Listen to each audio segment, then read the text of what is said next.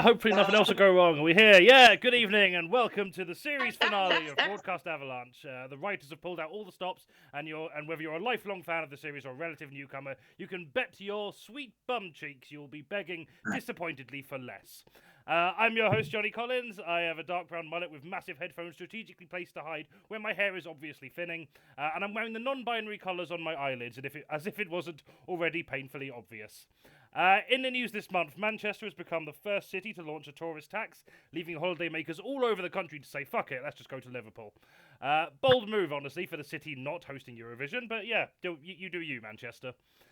The National Education Union has announced 2 further strike days, stating the pay offer from the government did not acceptably address the shortage of teachers. The government rebuked this saying, yes, we did. We've been making it greater for over a decade. Hey. In other news, the cost of the new King Charles stamps have risen by an average of 12.5%, which is incidentally the same rate of pay increase Charles has got for doing the same job as his late mum. I use job in the broadest possible definition there. Prime Minister Rishi Sunak faces investigation for failing to declare a conflict of interest for a childcare company in which his wife has shares. Rishi Sunak refutes the claim, saying that as a straight man, he's never had any interest in his wife or anything she does or owns, and resents allegations that he knows anything about her. The 2023 World Snooker Championship is disrupted by a protester from Just Stop Oil who climbed onto the snooker table during a match and poured orange powder over it. Unfortunately, it was the 2023 World Snooker Championship, so hardly anybody was watching, and those who were had been asleep for hours, so the message was missed. Deputy Prime Minister Dominic Raab resigned after investigation into allegations of bullying was complete. A senior Tory MP, a bully? It's almost like the party of austerity and private millionaire interest attracts the worst kind of people to work for it. Who saw that coming? In happier news, SpaceX's Starship rocket exploded 4 minutes after launch, which has edged out Twitter's implosion after the Musk takeover by 3.5 minutes. A freakishly realistic first-person shooter game called Unrecord is showcased in its first trailer, and its main gimmick is the point of view being made to resemble a police body cam. The only way it could be more realistic is if there was a button to turn off or cover the body cam when committing police brutality to vulnerable minorities committing minor drug offences. Oh, that made me sad. Yesterday, the UK government tested out a new emergency alert system that would alert every mobile phone in the country in case of imminent danger with a loud siren-type noise, immediately making every single millennial in the country shit themselves as their mobile phone made a noise for the first time that wasn't a TikTok or an Uber Eats delivery. One for the boomers there. And finally... So weirdly, I wrote this one in advance, whereas usually I just write them on the day, and if anything, they're worse. And finally, Take That have been revealed to perform at King Charles' coronation next month. Quite a fitting match in that both Take That and the monarchy are adored by the worst people you've ever met, both of which are active scoundrels of the UK tax system, and they're both relics of a bygone era that has no relevance in modern culture. Speaking of no relevance in modern culture, let's meet our team captains for the month, AMARPAL SINGH and KIRSTIE Summers. Wow. You're welcome. Oh shit, yeah, I'm doing the OBS, aren't I? One sec. There we are. AMARPAL SINGH and KIRSTIE Summers. And on AMARPAL's team, we are joined by the bad boys, Jake Donaldson and Nathan VIRICA. And on KIRSTIE's team, we are joined by the equally bad boy, Jake Pickford, and the bad not boy, Lorien MONMOTH. Welcome, everyone. Thanks all for coming on the show. Move on to all. AMARPAL, how are you doing? I feel like I've not seen you in exactly a month. How are you doing? I know, it's crazy. I've been on Blizzard as team captain for 2 months running, but it's very similar to Asian leaders. You wait centuries for one to come and then 2 come along at the same time. And it's very fitting I'm on the season finale because we're currently on the season finale of the UK. I feel like we've been on the season finale for the UK for the last at least 7 years. It just really keeps going, hasn't it? Yeah, really dragging it up already. Yeah, just end it. It's fine. Do you want to give a quick description of your appearance for anyone who needs that? Yeah, for anyone who's visually impaired, I'm the epitome of someone going through their 3rd quarter-life crisis. I look like the answer to the question, why does your dad not love you? Usually I do have a mohawk, but today I'm fitting a spiky hat. Because I've just seen Mario and I'm on full Jack Black Bowser mode. I would usually have my mohawk, but my mum took back the straighteners I use, so guess I got to go buy my own. Amazing. Thanks so much for coming on the show. You've been busy recently. You've got some fun shows coming up. Tell us about what you got coming up. Yeah, I just finished a 2-day residency in Manchester, actually, which was quite fun, and it's all building towards first Brighton Fringe shows, first Fringe shows that I'm ever doing. I'm down at the Caxton Arms on the 15th and 16th of May. So if you do want to come and see the Monday show when it implodes, and the Tuesday show where it's the after excess that you find at the bottom of the toilet. But yeah, that's a big worry at the moment. Let's see how it goes. Fantastic. Well, you can book tickets for Brighton. We put that in the chat. I don't know if we've got any Brighton viewers or anyone down that way, but if you are, or if you know anyone, tell them to go along because that sounds like a lot of fun. Thanks so much for coming on the show. And we're also joined again by KIRSTIE, who I have seen in more recently than a month, but not through Zoom since, well, actually, we had a meeting yesterday. So how are you doing since yesterday? I'm doing good. I mean, not much has changed since I last saw you, Jonny, to be honest. Yeah. Some things have happened since I was last on a stream, but you already know them. Yeah. I mean, the other people might not. Let's have a go. So I turned 30 and immediately decided that what I needed to do to celebrate was get a head tattoo. Oh yeah. Hence the hat, because it's like really scabby right now. It is healing. It is less than a week old, and I thought it would be really gross. Just if I was, because like also it doesn't help that normally the sides of my head are shaved at the same time, and this time they have not been. Because we only because like this side was shaved with a Bic razor, which gets a much closer shave than my electric razor. So this side is getting like fluffy, and this side is a peely scab with a dope dragon on it, but a peely scab on top. So it's gonna look cool for the next one, but right now it is not pretty. Awesome. Well, I mean, the advantage of doing visual descriptions is that you can talk about how cool your head tattoo is without actually having to show it. So that's great. I feel like you've already covered your. Is there anything you want to add to your visual appearance before? So for visually impaired viewers, I have a round face and square glasses. And you can imagine my cool dragon tattoo the same as everyone else, but for the sake of accuracy, I am instead wearing a little black beanie that says on it, Dr. Strongarm's Miss Harmonious Orchestra, which is a very good band. You should check them out. And I got this beanie when the drummer like whipped it off his drumstick into the crowd, and I was standing right at the front, so I turned around to see how far back it would go, and it smacked into a light that was directly above me and fell on my head. Superb. I was so happy. Amazing stuff.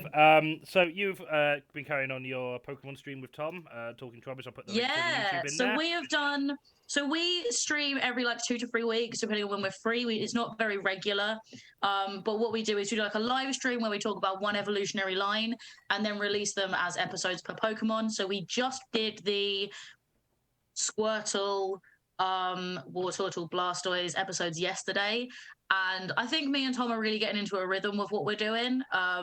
It is getting really fun. Like we've got a really good kind of process structure down for the show. It's called Talking Trubbish. Our next one is going to be on Bank Holiday Monday, 8th of May. At 2 o'clock in the afternoon, we'll be talking about Caterpie, Metapod, and Butterfree, the next lot in the series. And we now have a mascot. So if you've seen me hype up the things that my friends do before, you will be familiar with Katie Liz, who's Curiously Colourful on Etsy. For my birthday, she crocheted me a Trubbish. And he's the most adorable thing. And so now we have a show mascot as well, on like what will be our fourth, well, because it was ready for the last one, by our third live stream we had it. And so that's up on Tom's Twitch. If you go to Hotstorm Productions, you can watch the most recent live stream will be up there live for a bit longer. As well as the other cool content that he does. He does a lot of fun things. And then we'll be editing it this week and uploading it onto our Podbean. So if you want to give it a look, if you like Pokemon and hearing us go off on like weird tangents about how the Pokemon professors definitely hate each other and that's why all the Pokedex entries don't make sense, that's usually what we end up talking about. But this one was a fun one because the that originally Blastoise wasn't going to exist. There was going to be a different final evolution for War Turtle, and you can tell because it was going to have like big ears and a fluffy tail. And like I went into some like behind the scenes trivia I forgot I knew for about 20 minutes. So if you're into that bullshit, watch my show. Absolutely should. Also, Countess Markov says the Pokemon podcast name is brilliant. I agree, that's absolutely fantastic. And Elliot Simpson cut up with it. I cannot let either of us take any credit. But Elliot is a very, very talented person. Elliot is great. Well, thanks for coming back on the show. And we're joined by someone who I don't think we've seen on Blizzard since like last July or something. Jake Donaldson, I should say. How are you doing? I'm good, thank you. Thanks for having me on here again, Johnny. I think this is my third time, or second or third time anyway. I think it's I'm really glad your third time on the stream, and then you did a preview with us in want to say July. It could have been June. Last summer anyway. July. I feel like it was like right in the middle of a heat wave, and like there was hardly anyone there because no one wanted to leave the house, which was understandable. That's true. Yeah, it was the week before Edinburgh as well, so it was the last preview I had before I did the Fringe. So yeah. Was that a realistic omen to the audiences you got at the Fringe? Yes, I'd say one of the positives of that gig in particular was that was different to the gigs I did during the Fringe was that the venue was actually open when the show was meant to start. Oh, amazing! That was an issue I had with the Fringe. Was my show started at midday, my venue didn't open until midday, so. I couldn't get in to do like any setup for the show or anything like that before the show started. So and all of the people who'd come to like see it, well, they had to queue outside the venue and wait for the venue to open its doors, and then they had to spend like 5 minutes buying drinks before the show could start. So I actually only ended up doing like a 50-minute show every day because of that, which was a pain. But But we got through it and it was fine. And then I did a little tour of that show across the UK. And now that's being released as a special on a streaming platform that I'm not legally allowed to name yet. Let's say that it rhymes with text nut comedy. But that's coming out next month. So if anyone wants to see my special, they can see it on there. But yeah, I'm doing well. And for any VI people who are on the stream. I'm one of you as well, hooray. I was going to say, you're just describing you for you now. Yeah, exactly, yeah. For any VI people, I've got a VI following, so some of them might have come along. So any of you who are VI, I think I'm a white man with... I am. I'm a white man. I'm in my late 20s. I've got a beard. I've got big, thick glasses because I can't see anything. I'm wearing a black baseball cap and a black T-shirt with a red plaid shirt over the top of it. I look a little bit like the kind of person you would assume would drive a truck, but is not allowed to drive a truck for legal reasons. Oh, brilliant. Thanks. You actually ran through everything I was going to ask you without me having to ask it. Very efficient. I like it. And because we're such a big fan of diversity on this stream, we have another man called Jake. Jake Pickford, how are you doing? How you doing, Jake? Other Jake? Oh, I think you're muted. Or something's gone wrong. Yeah, we can't hear other Jake. Oh, no. Which is great for me, because I'm on a purely Jake Donaldson-based vibe here, so... He's verbally impaired. Oh, you're not muted. Cool. Yeah, your sound is not coming through. I don't know if that's just me. Yeah, you're not muted, but your sound is not coming through. It's not just you, Jonny. I think it's the Zoom. No, still not hearing anything. Oh no, it was working fine before the stream. I when you were a cow. All the best bits happened before the stream. Things worked before we went live. Still not coming through. I'll come back to you, Jake Pickford. Yeah, try and sort that out in a minute. Hopefully, it definitely worked before, so it can work again. But we'll just have to you see. Yeah, I'm very confused as well. But yeah, we can't hear you at the minute. I don't know why that would be. I don't want to be the stereotype Asian guy, but have you tried turning it on and off again? Yeah. Cool. Well, while Jake Pickford's trying to sort that out, we've also joined by first timers to the stream, but someone who's done a live show before, Nathan VIRICA. How are you doing? I'm doing good, man. How are you? Good, good. Yeah, not bad. Do you want to describe your appearance for anyone watching who might want to know what you look like but can't see? Yeah, sure. Well, I've been told at different points in my life that I look like Mark Bolan when I was younger, but also more recently John Lennon. But they've never specified at what point in time I look like them. So if they were being kind, then I look like either Mark Bolan or John Lennon, in BBC archive footage. But if they weren't being kind, then I look like John Lennon circa 1993. Or Mark Bolan roughly 10 seconds after his face smashed into the dashboard. Oh, what a start. Cool. Yeah, thanks for coming on the show. So I'll put your social links in the chat so you can follow Nathan on there. Have you got any particular shows or anything coming up that you want to let people know about? Just all the shows, man. All of them. Just go to every show. As I was saying earlier in the chat before we went live, if they're big shows, then believe me, I will tell my social media about them. So. Fab. Cool. Well, if you follow Nathan on Twitter and YouTube there, and also Nathan's show at Blizzard, I believe, is on YouTube as well, so you can go and see that if you weren't there live. Cool. Thanks so much for coming on the show. Jake Pickford, have we had any luck with sound? Is it still being terrible? Yeah, still can't hear you. Bollocks. Right. Well, we've got one more point. Test. Yay! We got him. Test. Why is that the problem? How is that the problem? How did you fix it? What was the problem? I don't know. This microphone that's been in front of me the entire time, that I've been using the entire time, just decided all of a sudden that it doesn't exist anymore, and I've had to switch to my webcam mic. So I may sound like I'm in a tin of beans, but who knows?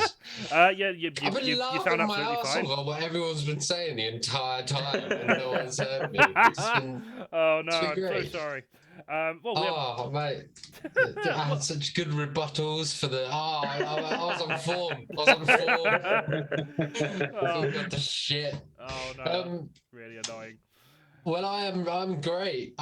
You called me a bad boy at the start, and I've never been called a bad boy in my life before, and I feel like I should embrace this new. I don't give no fucks. I'm gonna embrace my new bad boy lifestyle. Maybe I'm gonna set a fire at the end of the show. Who knows? I don't know what bad boys do. I've got to kick a baby. No, I'm not familiar with what bad boys do. Brilliant. Do you want to describe your appearance for the sake of anyone who would like to know that? Yeah, sure. I look a bit like Lieutenant Dan from Forrest Gump. I also look like I take... all right, sometimes too much laughter hurts. I also look like I take the exact amount of drugs that everyone assumes that I take. So that's, all of them. So yeah, I got a bandana on, but I have no musical talent whatsoever, so that confuses me. And I'm wearing a purple hoodie because I admire Barney the dinosaur. Amazing! What a lovely a lovely collection of mental images there. Fantastic! Thank you very much. Thank you very much for that. So you run a lovely little gig in Luton. I say it's lovely. I've never been, but I take your word for it that it's lovely. Tell us about any shows you got coming up there, or just anything. Just tell us about anything. How was your day? Do you know, our day was lovely. Got ran by a goat. Not sexually, just aggressively. Saw a peacock. That was fun. Doesn't happen very often. And just generally had a nice day. Held a baby goat. I work on a farm. I didn't just accost a load of animals. That's probably some, yeah. Yeah. I don't just live on Sesame Street or something like that. But yeah, and I run a lovely gig in Luton. It's a monthly gig. I've run it for 10 years now, and it's at the Hat Factory Arts Centre, and which sounds really posh, but it's not. Otherwise they wouldn't let me in. So yeah, it's lovely. It's the third Friday of every single month, and this month we have a lineup. Amazing. Because of the aforementioned drugs, I don't remember who's on it. Guess who's on it? Nathan Darcy Roberts is headlining, and then Bob. most comedians are called Bob. You've probably got a Bob on there. Yeah. Fab. Well, I'll put the link to the upcoming one in May. That's in the chat, so you can go have a look at that, and also follow Jake's socials in the chat as well. So you can check to see who is actually on the lineup, assuming it's listed there. If it's not, just take a gamble. There's, you know other comedians you've seen. Well, these will be some different ones, so that they'll be fun. I'm sure. Brilliant. Thanks so much for coming on the show. And last but not least, we have returning favourite Laura Monmouth. How are you doing? I'm okay, thank you. How are you? I'm doing pretty good now that everything is working tech-wise. It's like an hour late than we were meant to be, but fuck it. No one's got any plans tomorrow. It's not a school night. Brilliant. Do you want to describe your appearance and your lovely backdrop for anyone who... no, the backdrop does need to be explained. But first, I'm somewhere. There's hair, there's glasses, there's a face. I'm kind of like one of the characters portrayed by the popular character actress Lorien Kelly. It's that kind of style. And then behind me, I have a wall of Keith, because I quite like the name Keith, always have done. Some people have been good Keiths. There are some people, I don't know all of the Keiths behind me, but there's Keith Floyd, there's Keith Allen, there's Keith Flint. There's a bunch of Keiths behind me. Please don't ask me who the sporty ones are. We can just play Keith Bingo, see if we can try and... I don't think that's a thing. Well, we can make it a thing. I mean, Keith Bingo was a beloved children's entertainer from the 70s. He's on there, yeah. No, we don't talk about Keith Bingo anymore. He was beloved till you, Tree, but that's another show. You have no idea how tempted I am to open up Facebook and search for a Keith Bingo right now. Oh, there's got to be one. Right, let's not get carried away. So Laura is a prolific streamer. You can follow her on twitch.tv/Angel Interceptor, which is in the chat, and she's also on Twitter. I don't know if she uses it, but you can follow that if you want as well. I've not been on there in 15 yeah, months. I was going to say, I'm pretty sure your last post was like very early 2022. So, but you can follow her if you want. It won't do anything to improve your life. But you can. But definitely follow her on Twitch, because that will improve your life. Have you got any particular streams or shows coming up that you want to let people know about? I stream every day.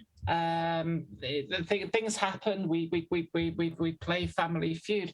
I am currently playing 5 Mario games simultaneously, with all of the games switching every 20 to 40 seconds, which I'm going to be doing live in Glasgow in 4 weeks' time. Oh, that sounds amazing. Wow. Which is insanity. Which 5 Mario games? So it's Mario 1, Mario 2, Mario 3, Super Mario World, and then the hard one, the Lost Levels. And I can't beat them all with them all switching in just over an hour. Nice.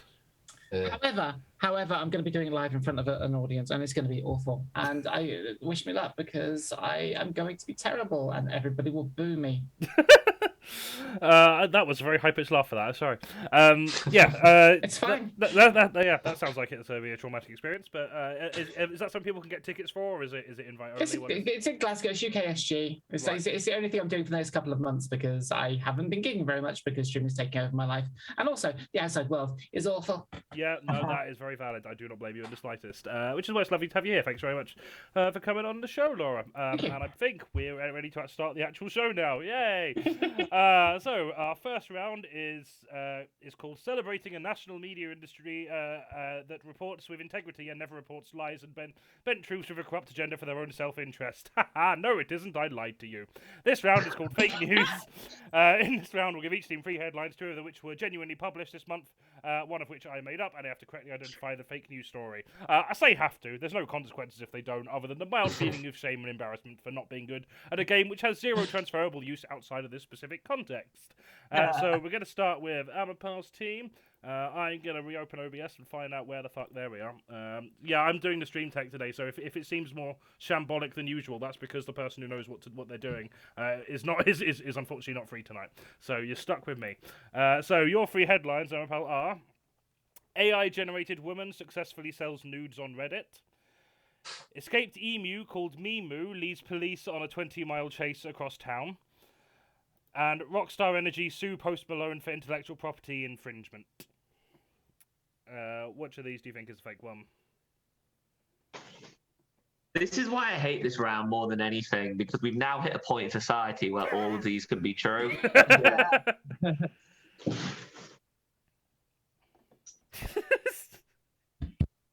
You've just I given mean, up.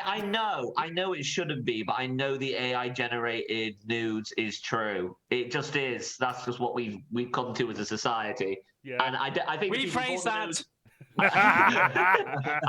I think just the way society is, if people found out they were fake, they would not mind. They would just be like, that's fine. I don't care. You think porn's real? Porn's not really real. AI news are just porn. Yeah, fair point. You know, the second one, escaped emu called Mimu leads police on 20-mile chase across town. Yep. When it says it leads the police, Yeah. are the police chasing it, or is it the captain of the police? I can't reveal any information that isn't in the headline without giving anything away. So I don't know, but... My issue with the Rockstar Energy sue Post Malone for an intellectual property infringement one is the use of the word intellectual and Post Malone in the same sentence. Because I don't think a man who has that many facial tattoos can be that intellectual. I suppose what you're defining as a facial tattoo, because we know Kirstie's got a really cool head one now. Is that allowed if it's slightly around the corner? Is that okay? You can still be intellectual. Oh, there we are. Kirstie is showing it, but she's not actually visible on stream at the minute because she's not. Yeah, not for the stream because it is scabby and gross. Just for the people watching. Okay. It's really good. If half of your head looks a bit like the Welsh flag, which is nice.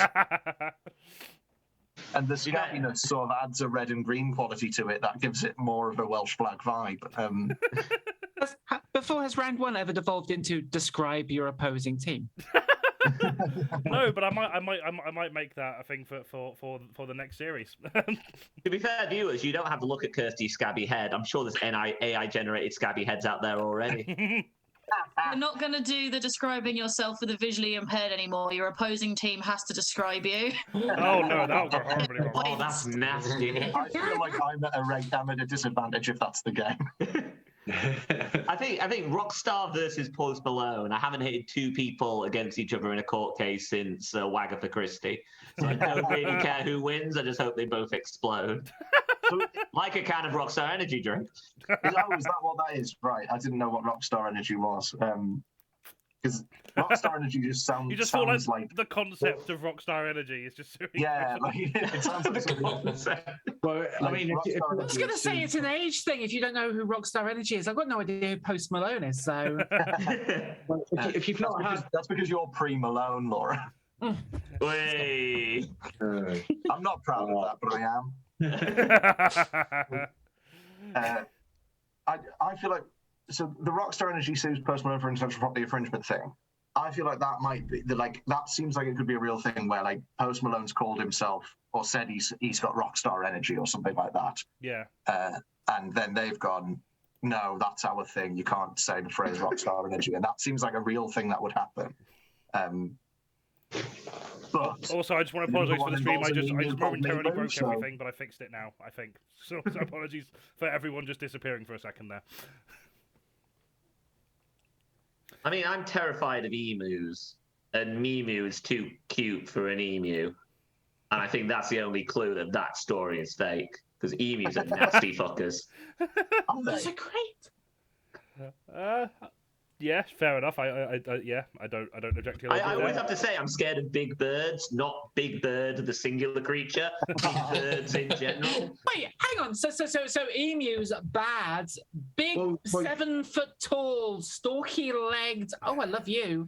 Well, yeah, but keep in mind the most famous emu of all time is the one who pushed Rod Hull off a roof. So. So they've got a reputation, is what you're saying? Yeah, exactly. Yeah. I'm gonna say Big Bird is harmless. He just hangs around kids, but so did Prince Andrew. Yeah. That's a crossover I don't want to picture. Right, so too late. I feel like the AI-generated woman one can't be true because just on a purely financial basis, if that's not a real person and they don't have a bank account, so how can they sell anything? Like they don't have any money. There's nowhere for anyone to put money. I can guarantee that one's true, and someone did it as a prank and set up a bank account and I bet it's feet. We all know it's feet. It's AI-generated feet that has been put online, and people have gone crazy over it. Is this 2023 AI or is it 2022 AI where there's 17 toes? Oh, it was all 8-bit. It was all 8-bit. It wasn't HD or anything. Nintendo's. Right. I mean, 10 is the right amount, but just for the pun, I had to say it. Right. So are you leaning towards the emu being fake then? I will go with my team's consensus, but I definitely think there's no emu called Memu. Memu is a Pokemon that Kirstie talks about on her podcast. So if I had a pet emu, that's absolutely what I would call it. So just bear that in mind. Have I fundamentally misunderstood this game? Because is only one of them fake? Only one of them's fake, yes. Oh, right, I see. Exactly. I'm trying to identify the real one. It doesn't matter how many times we do this game, someone will ask that question every single time. Well, that seems like it's a you problem, Jonny. Yeah, it does. I don't know how to explain it any clearer. A Memu problem. I think the emu one must be the fake one. But I feel like it's not. I feel like you've taken the story and changed the animal. Like it's not an emu. It's actually a fucking. I think Jake's on the right idea. I think a herd of emus chased one single police officer. Oh, that would be the coolest news story. If like, not to sway you or anything, but if that was a news story, that would 100% be in the picture round. Just gonna say that. Also, I think if it was real, then I'd have seen #Memu on Twitter, and that would have been like a thing that, this is one of those stories that would have gone all over the place on Twitter. Justice for Memu. Yeah. Just sweet emu, and I feel like all of that definitely would have happened. I think we'd have heard of it. So I think that must be the made-up one. So you think emu's the made-up one? Yes. I would say so, but it's up to the rest of the team. What do you think, Nathan? I broadly agree. Yeah, because like you said, that would have knocked something like #Meghan Markle is a liar off the trend. At least 10 minutes. So and I didn't know.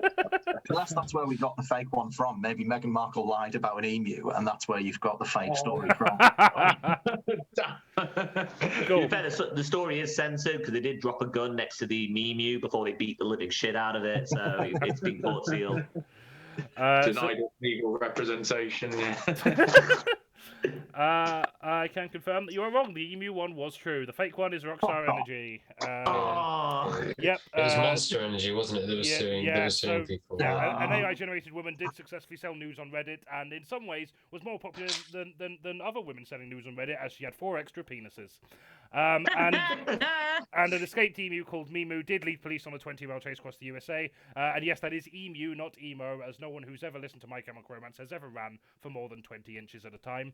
Testify, Jonny. Rockstar, I'm calling myself out as well. Don't worry. No, Rockstar Energy have not sued Post Malone for intellectual property infringement. Suing someone for using a common word in their own distinctive creative work would be ridiculous, right, Monster? Monster? No, what are you doing? So no points for you there. Next when those came up, I was like, oh no, I know this. Why hasn't Jonny given me this? And then I was like, because I do a Pokemon podcast and it would be really obvious if you gave it to me. I was like, give the one I know to the other team again. And then I was like, actually, this time it's kind of justified, yeah. So, Kirstie, your 3 headlines are Florida man invents device to kiss insects. Jack Daniels case against Bad Spaniel's chew toy, likening its whiskey to excrement, heads to Supreme Court. And nearby village house prices plummet after couple decorate country house exterior to look like Hogwarts. Okay, so the kissing insects one is definitely true. I've seen the pictures. It is cute as shit. It's like do you remember when that thing went round? There was like a thing you put in your mouth and it had like a brush coming out so you could like groom your cat the way a regular. It's like that. You put it in your mouth and it's got like a little thing. And at the end, it's just like a teeny weeny little mouth so that you can like kiss an insect. And I have no idea how they got insects who are like down, but there are photos of it. I've seen it. It's definitely true.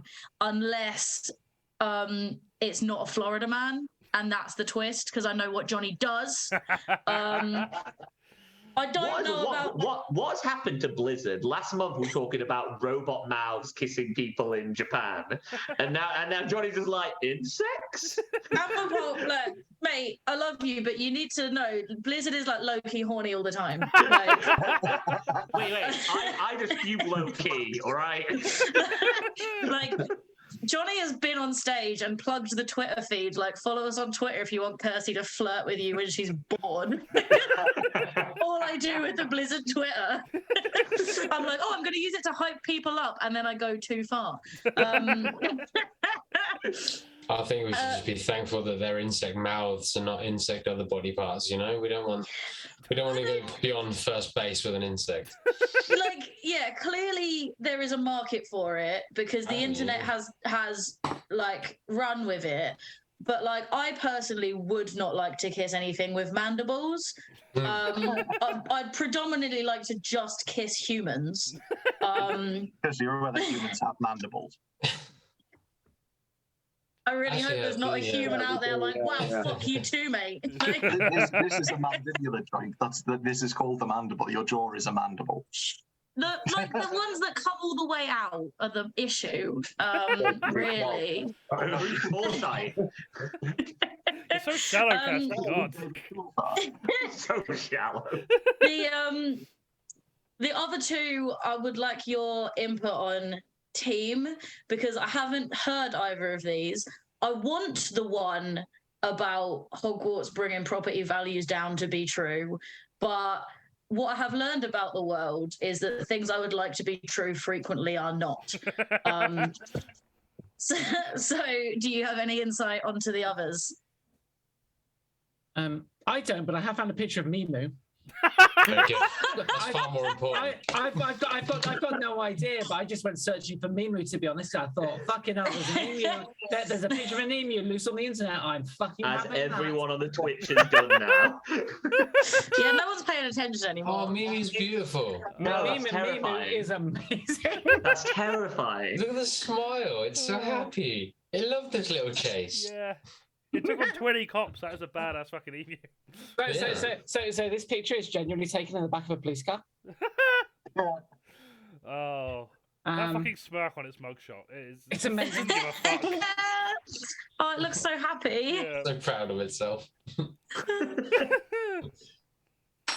Right, I have no idea on this one. I weirdly, for someone with very high anxiety, I've tended to stay away from Twitter. As I say, like, I've got no idea. I don't know what's why it's fine. Don't worry about it. So, okay. So what was the other one? The Hogwarts one, and then what was the third There's one? Jack Daniels' case against Bad Spaniel's Chew Toy, likening its whiskey to excrement, heads to Supreme Court. Yeah, I think that's That true. has a lot of quotes in it. I think Jack Daniels are currently in a court case. I can't remember what it's for, but I do know for a fact that they're in a court case. Probably because they taste like shit. Is it a shit-flavoured chew toy? Yeah, I imagine so. Yeah, I mean, it's Jack Daniels. And are the insect kissing available on OnlyFans yet, or is that not a? Asking for a friend. Hang on a second. Let me stick that behind me as well. Stick insect that behind you. Yeah. So, Jake, are you thinking the Hogwarts one is false? Is that the fake one, do you reckon? Hey, just to confirm, is the round that we find one fake one? One fake. One fake one. One fake. Yeah, I'd probably. I'm just going to point out that the first two Google searches for insects kissing is definitely two insects fucking. Insects were kissing each other before humans got involved. Let's just establish that straight away. We haven't created kissing in the insect world. But it's love bugs, kissing bugs, and other insects engaged in intimate activities. It's sex. It's just pure. It's just full on sex, and amazingly, it's quite nice. For them or for you? I'll be back in round 3.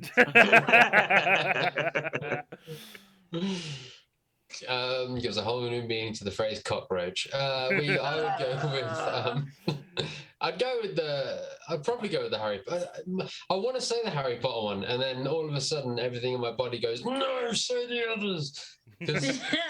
Yeah, like I like the idea that something being overtly Harry Potter, like, not just brings down like J.K. Rowling and Warner Brothers profits, but also the value of everything that can see it. Yeah.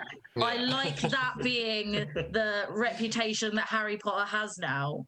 I live in Watford for a reason, you know. So. Yeah. But if you think like the Jack Daniels one is legitimate, and like the Hogwarts one could be wishful thinking on Jonny's part. What's the exact wording of the Hogwarts one again? Nearby village house prices plummet after couple decorate country house exterior to look like Hogwarts. How many speech marks are there? How many quotation None. marks? Yeah. But there are 2 in the Jack Daniels one. Like, is it the punctuation that gives it away? I don't know. What do you think, Laura? I've no idea. I don't know any of these stories. Like I'd be throwing a dart at my screen, breaking my screen, and then not being able to see the rest of this. That's Oh, don't do that. You'll fuck us in the picture round. Everyone's coming after emos this stream because first of all we had the MCR joke, and also Jack Daniels. That's like fruit shoot for emo teens. I'll be honest. I prefer Mimu to the Wall of Keiths. Are we leaving Mimu on screen for the rest of the day? Wall of Mimus. It's fine. I actually went through a bunch of other names. There was Keith. There was Derek.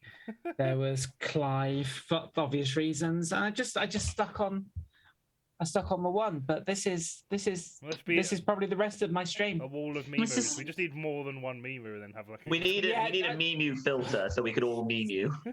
I can't wait till. It doesn't have to be that one Mimu, right? I mean, I can't wait until Jonny has like edited this whole show into clips. And there's a clip of a later game with no context for why Laura has It really fucks me up every time this happens. Yeah.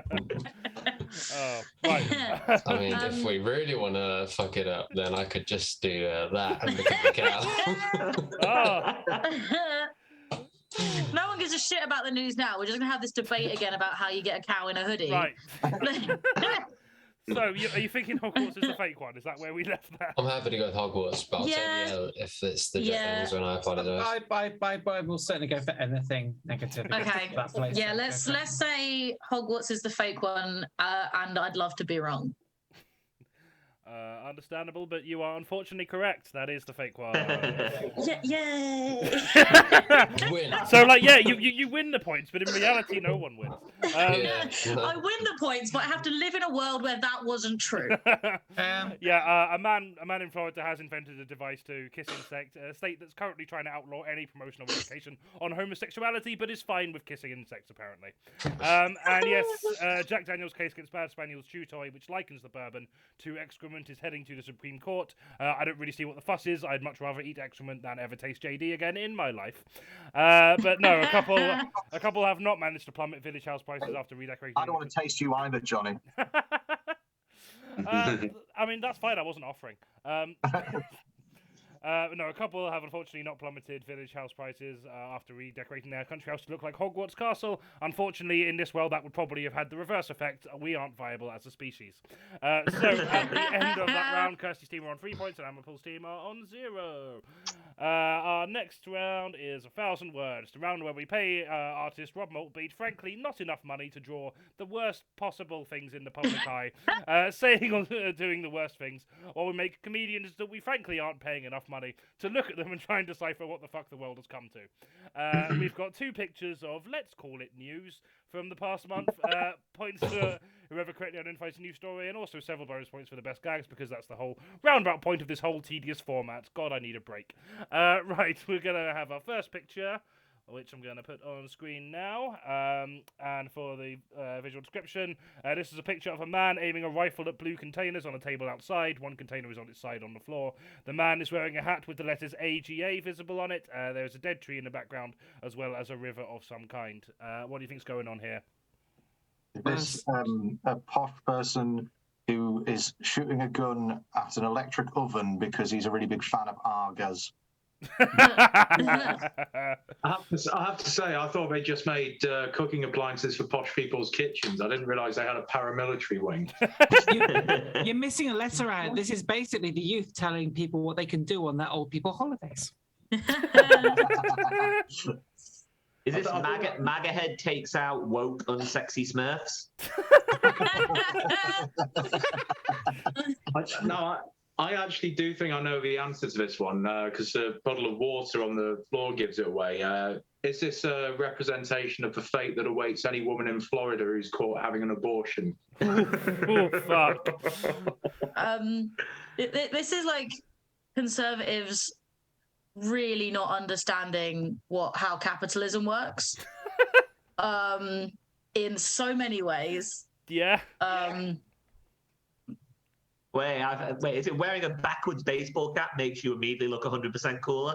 Not if it says MAGA on it, AMARPAL. We looking at the same picture. We don't know it says MAGA. It could say Saga. Exactly.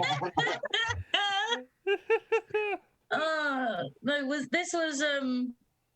this was Bud Light got a trans person as a sponsor, and the right wing in America got really mad about it, and Kid Rock shot a bunch of Bud Light crates after he paid for them. That's not Kid Rock. That is not. I'm saying this now. So many people bought so much Bud Light to throw it out, and I was just like they bought it to like shoot it and film themselves throwing it away. There was one guy who like emptied a whole fridge of Bud Light and replaced it with a beer owned by the same company. Like, I'm just saying right now, hey, next to me, but for no reason at all.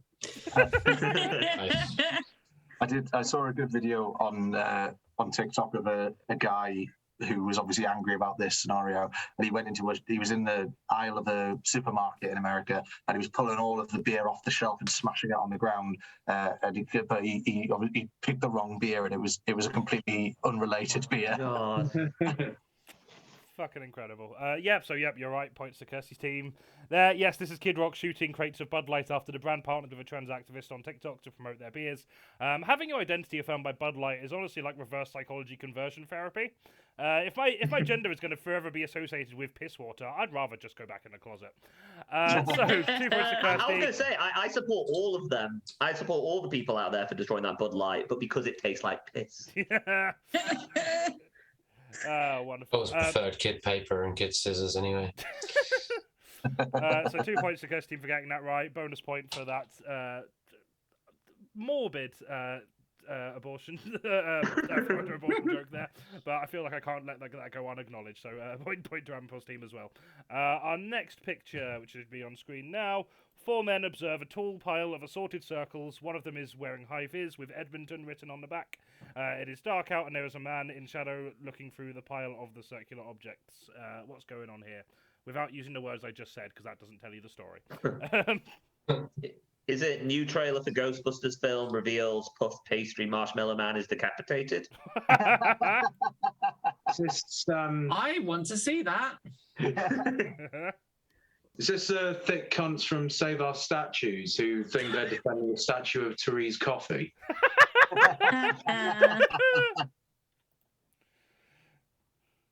Is it large mysterious pile of balls found on Mars and still Elon Musk is still the only person that wants to go? What would cause a large mysterious pile of balls on Mars? Insect fucking. Cool. Just checking. Thank you. Is it Boomer Dads collectively buy too many marshmallows for bonfire? What a nice joke after all these horrible ones. Just a little fun. You got to chuck one out there every now and again. Yeah. I like it. Is it man in called my primary Edmund's school tongue? Sorry, both Nathan, go on. Oh, yeah. No, is it in my primary school arts class? I once set out to build an accurate scale model of the Petronas Towers in Kuala Lumpur. What did the finished product actually look like? Brilliant. Who was the other one who just tried to say something? Oh, it was me, but I spoiled it now. So I was going to say, man called Edmund Tunn wears coat with no name on it. Oh no! Is this like a puff piece you've thrown in, and it's just like bubble bath gets out of hand?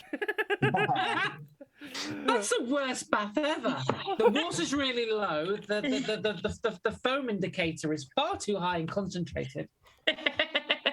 Yes, I just invented the foam indicator. I believe that was a thing, right? Is this actually just a still that's been taken from the early 2000s film Evolution? Or is it the terrible environmental fate that awaits planet Earth if those mega polluting monsters at World Snooker don't act now? Is it small shadowy man in the bottom left-hand corner tries to steal marshmallows unnoticed?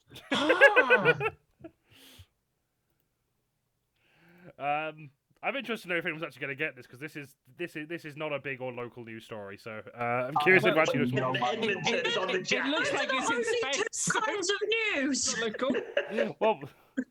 what was that, Is Kirsty? the story just Rob Maltby does good painting? Yeah, it is.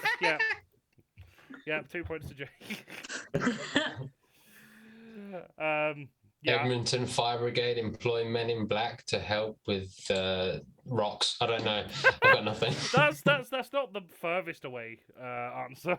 My issue with that is that they're objectively wearing blue. Yes, it's men in blue. Yeah, men in black, switch it up. There you go. Men in black, switch it up. Look at eggs in a crater.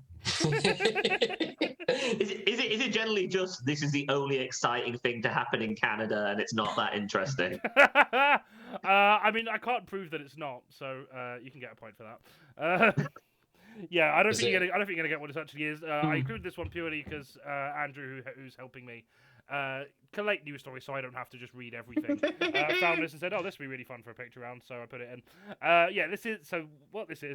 This is an art structure in Edmonton, Canada, where a man climbed in and got trapped and had to be rescued, and was then charged with mischief, which is just a fun name for a crime. That is such a Canadian crime.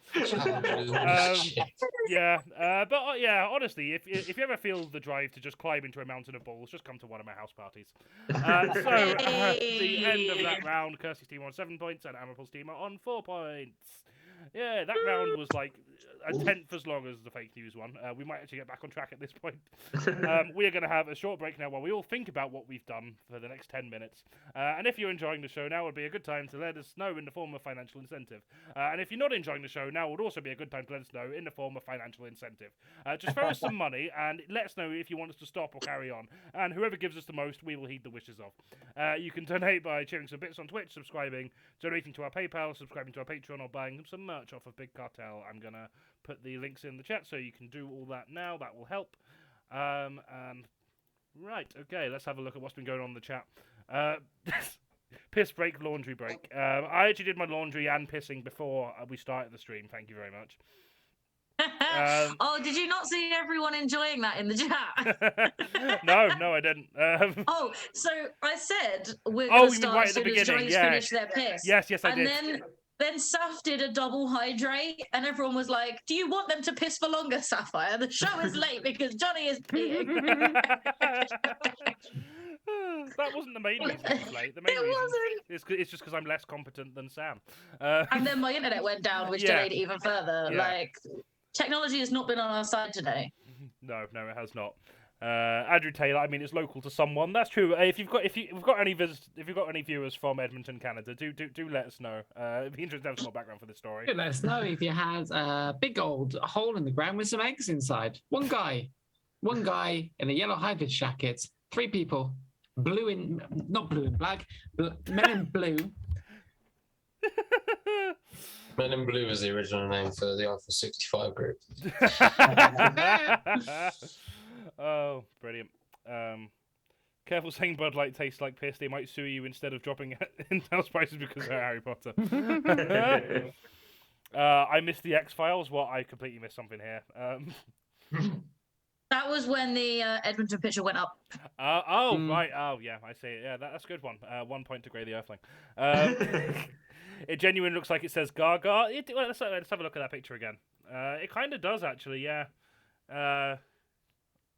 Or like Iaga. Which I know Lady Gaga's known for her weird outfit choices, but I cannot imagine a MAGA-inspired outfit. No, but I can imagine Lady Gaga dressing up like a crate of Bud Light. That's something. Yeah.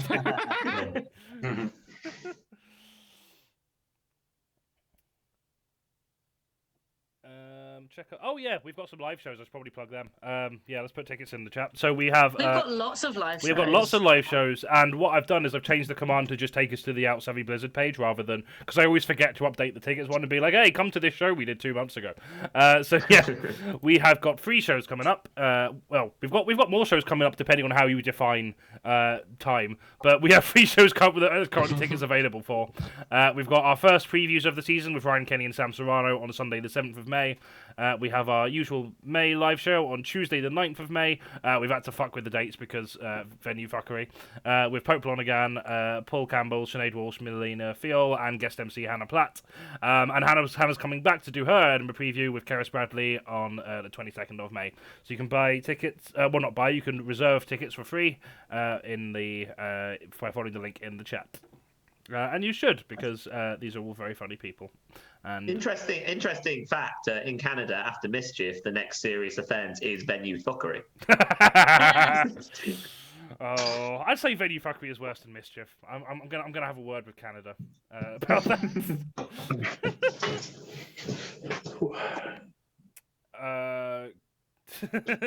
Grey the Earthling just saying yes. I'm assuming for that 1 point I gave you.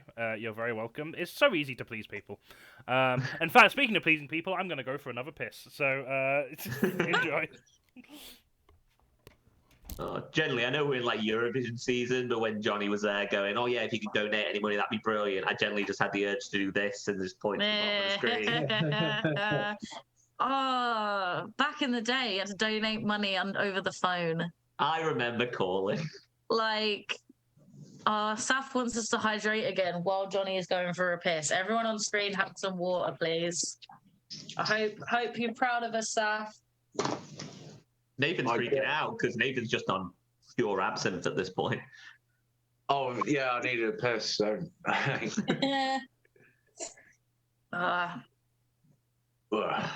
Yeah, on that note, though, I genuinely remember phoning up to vote for Will Young in the Pop Idol final. Oh, God. Old school stuff here. I faxed. Gosh, I can't, like, when you have to just click a thing to vote for someone in a talent competition, I can't be fucked to do that. I can't imagine caring enough to do all the extra steps you had to do in the 90s. See, I take it the other way. I'm sort of like, if I have to click to do something, I can't be asked because I don't get the thrill and the enjoyment. To type in 12 digits into a phone, you genuinely care for the act that you're voting for. Yeah, I've never cared enough. Never cared enough. Are we still talking about voting, Kirsty, or just life in general? Both. Evergreen just spoke to me, you know.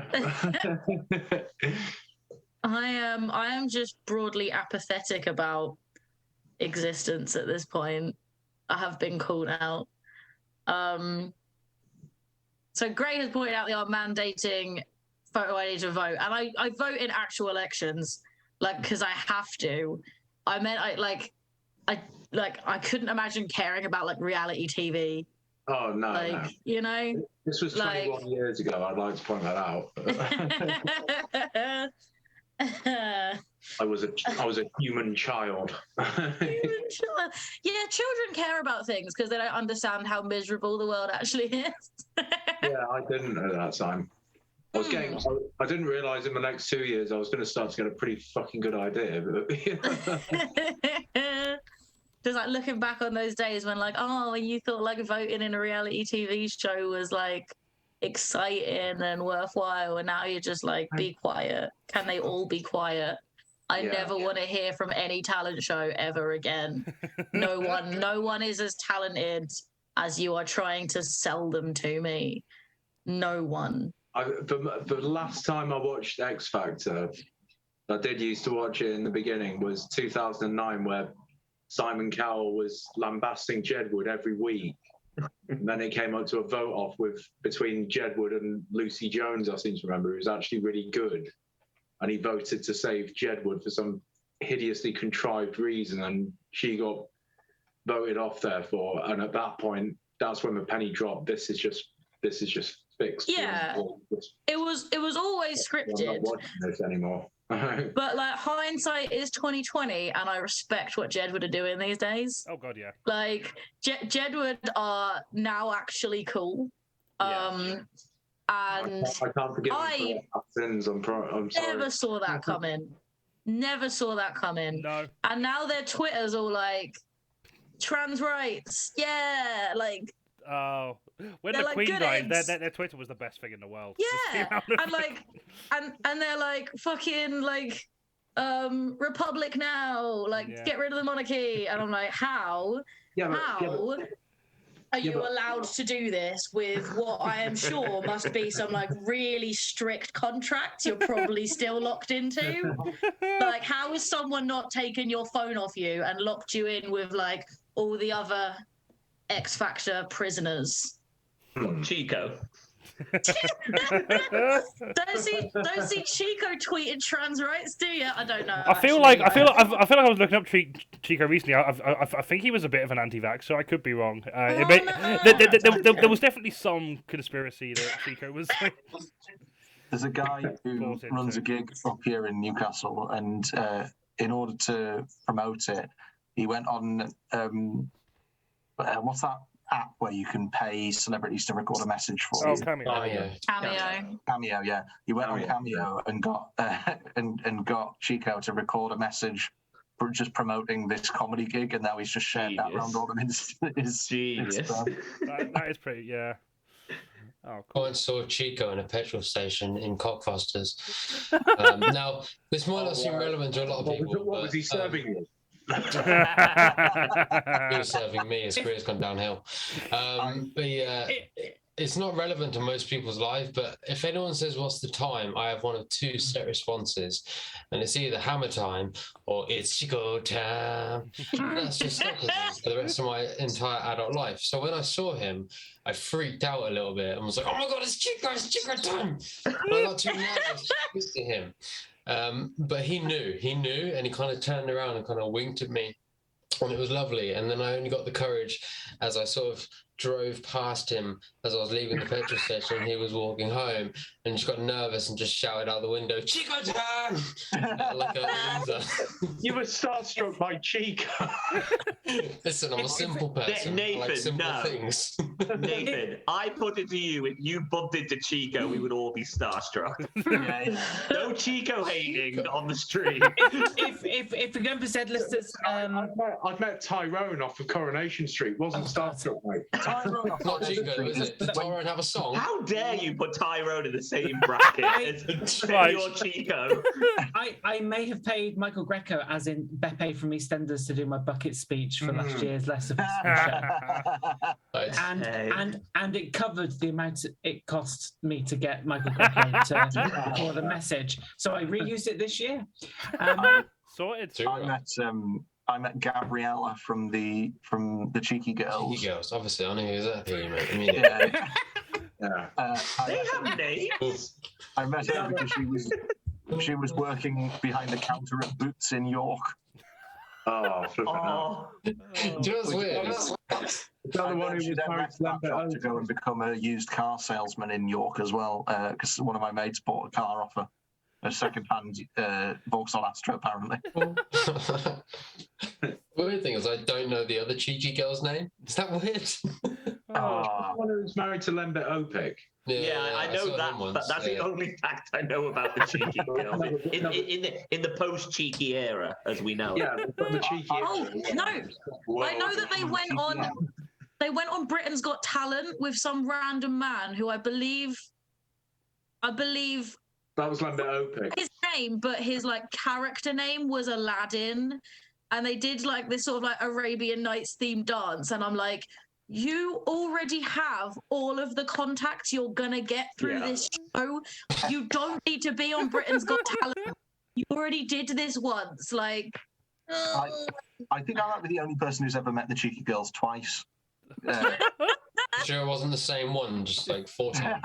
It doesn't count if you walk past one and then leg it round the corner to walk past them again. You can't say that like it's meeting the doctor twice. Yeah. No one's going to get more impressed, you know what I mean? When you're like, I met the cheeky girls, twice. The first time was on their way up. When they were signing their CD single in Woolworths in the Metro Centre in Gateshead. You made me feel so old with one single sentence. Signing a CD in a Woolworths. Yeah, they signed my pick and mix and everything. Imagine thinking you'd be telling this anecdote on Twitch.tv. Right, we're all back. Let's carry on with the show because we're already running behind because I am not competent. Just as a warning, I did put a pizza in the oven and I will have to go and get it out. Well, then we've got a built-in time limit for our next round. Brilliant. Our next game is called Gammon Fishing. The internet is full of angry, misinformed people, and what better way to make fun of them by tediously bastardizing their words by swapping around the nouns and making a panel of comedians try to decipher what's going on. 1 point for getting the gist of what the person is angry about, and 3 points for a full translation. We're going to start with AMARPAL's team. I will copy and paste this in the chat as well so you can actually read it. Your quote is, "The sad tuber is what I think we've seen over the past few Yelps, is a new kingfisher of economic module, taking hold in our coup, one that's focused on the imbuing of woke cup into our bustles. I call these percentage the anti-grunt mower, and they come in many sharks and skeins. We facsimile coordinated resort, and we don't just facsimile coordinated resort from inside the consistency passenger, or even inside the British corporate estrangement. We faced it in the IMF, and even from press up Biden. Last average, we had a make a settlement, but I caretaker too much to give upon this aggressor. I think it's too important." And I'll put this in the chat for you. What the fuck was that all about? I mean, is any of that English? I don't think you've changed anything. I think that's a verbatim quote from Boris Johnson. I was going to say, is that edited or is it just an excerpt from the last will and testament of Ronald Reagan that you sent? Amazing if Ronald Reagan foresaw Biden being president. I've given you one of the words there. But I assume you knew what press up Biden meant. So it's presumably the sad thing is... and then I'm lost. I forgot we were doing this round. I thought you were just going to say something sad about your life. No, it's actually not the sad thing. No. Truth. Yes. Oh, right. Okay. The sad truth. I knew it was truth because none of this is the truth, and this is what Jonny does. Reasonable, yeah. What we've seen over the past few years. Yep. Actually, the phrase "the sad tuber" makes sense. Like when it was when that Tory MP was getting followed by that tuber, I would have called that the sad Tory tuber. Just any time Boris Johnson spoke, I felt like it was a sad tuber. Over the past few years, yep, that's right. The new kind of economic. Yep. It is quite close to the word it actually is there. Mode? No. Really? Model. Model, yes. Okay. Taking hold in our country. Yep, that's right. Yeah, you have to add in our country in this sentence. Well, let's focus on the imbuing of woke culture into our businesses. Businesses, yes, good one. By the way, if we're supposed to be being funny here, I don't know. No. I Not call everything- these pricks. You've given me a puzzle to solve. And I call these pricks. No, that's fine. I think we just have a break from being funny for a minute. It's fine. We need to know that sometimes serious things are going on. I'll go But get a pizza out of the oven, and then when I come back, I might have had an epiphany about what any of those words might mean. I call these people the. Yep. Is it anti-something? Yeah, it is anti-something. So yeah, the anti hasn't changed. The anti-growth? Yep. Mouther offers. No, not quite. Movement, yes. Is this Liz Truss in a Weatherspoons nowadays? This is Liz Truss. It wasn't in a Weatherspoons. It was in a country that I'm fairly sure doesn't have Weatherspoons. Not that that's a point in the favour of Weatherspoons or the country that this took place in. And they come in many emus and kissed insects. I mean, who doesn't? But no. Many shapes and sizes. Many shapes, sizes. Yep. I just want to say the original quote for this had 2 extra paragraphs that I removed because because I didn't want to put you through that. And that was already abridged from the whole speech. So you're welcome. We frequently? No. Not frequently. We FaceTime. We face. We face. We face coordinated last resort because I can't see resort without putting last before it. Not resort. We frequently coordinate. We face coordinated, not Oh frequently. yeah. We face coordinated. Riots. Not quite. Resistance. I'm just going to give you that. And we don't just face coordinated Resistance. resistance from inside our country. No. It is a different C in this case.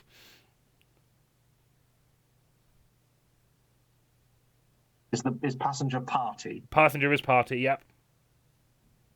Conservative Party. Conservative Party. Yep. There we are. Ugh, I don't like saying it. Oh, even inside the British corporate Establishment. establishment. Yep. We faced it from the I IMF. Yep. assume IMF is correct. Yeah. IMF is just an It's abbreviation. imp. We faced it from the You imp. face it from the The imp and President Biden. Yeah. Yeah. Okay, Last- got a few more, just 4 more to get. See if you can. Last. August? Oh, autumn. I'm just going to give you that because Okay. this round historically goes on for too long, so I'm just going Yeah. to give. It's just a flimsy pretense to talk to make fun of Liz Truss for a bit. That's all you need. Last August, I had a. I think it is marriage settlement. No. No. Major? Yep. I don't think any of us saw it coming that Jake Donaldson would just be genuinely very good at this round. I've got a pointless trophy, mate. Oh, nice one. Yeah, major. Demotion. I mean, that is true, but that's not what she said. Is it a pointless trophy for making it to the final or for winning? Making it to I got to the final and then I did not win any money. Oh, Yeah, no. it's always worth pointing that out. I think. A metaphor for life. Yeah. I also got to the final of the chase and didn't win any money either. So Oh, no. You're really good at being the runner-up. yeah. You're the consistency passenger. now you're relying on whatever we I get. had a major seismic move. So who's won the most money on TV game shows between me and Jake here? Just checking this. How much money have you won on TV game shows, A Maura? bit. A bit. Ask Wogan. It was a while ago. It was a while ago.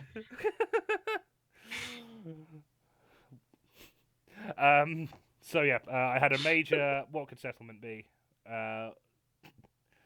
Shit. Last night, last autumn, I had a major shit. No, not it. The first 3 letters are correct. Shift. No. The First first 3 3 letters letters are correct. of settlement, SET. Oh, right. I see what you mean. Sorry. SETI? No. Had a major SETI.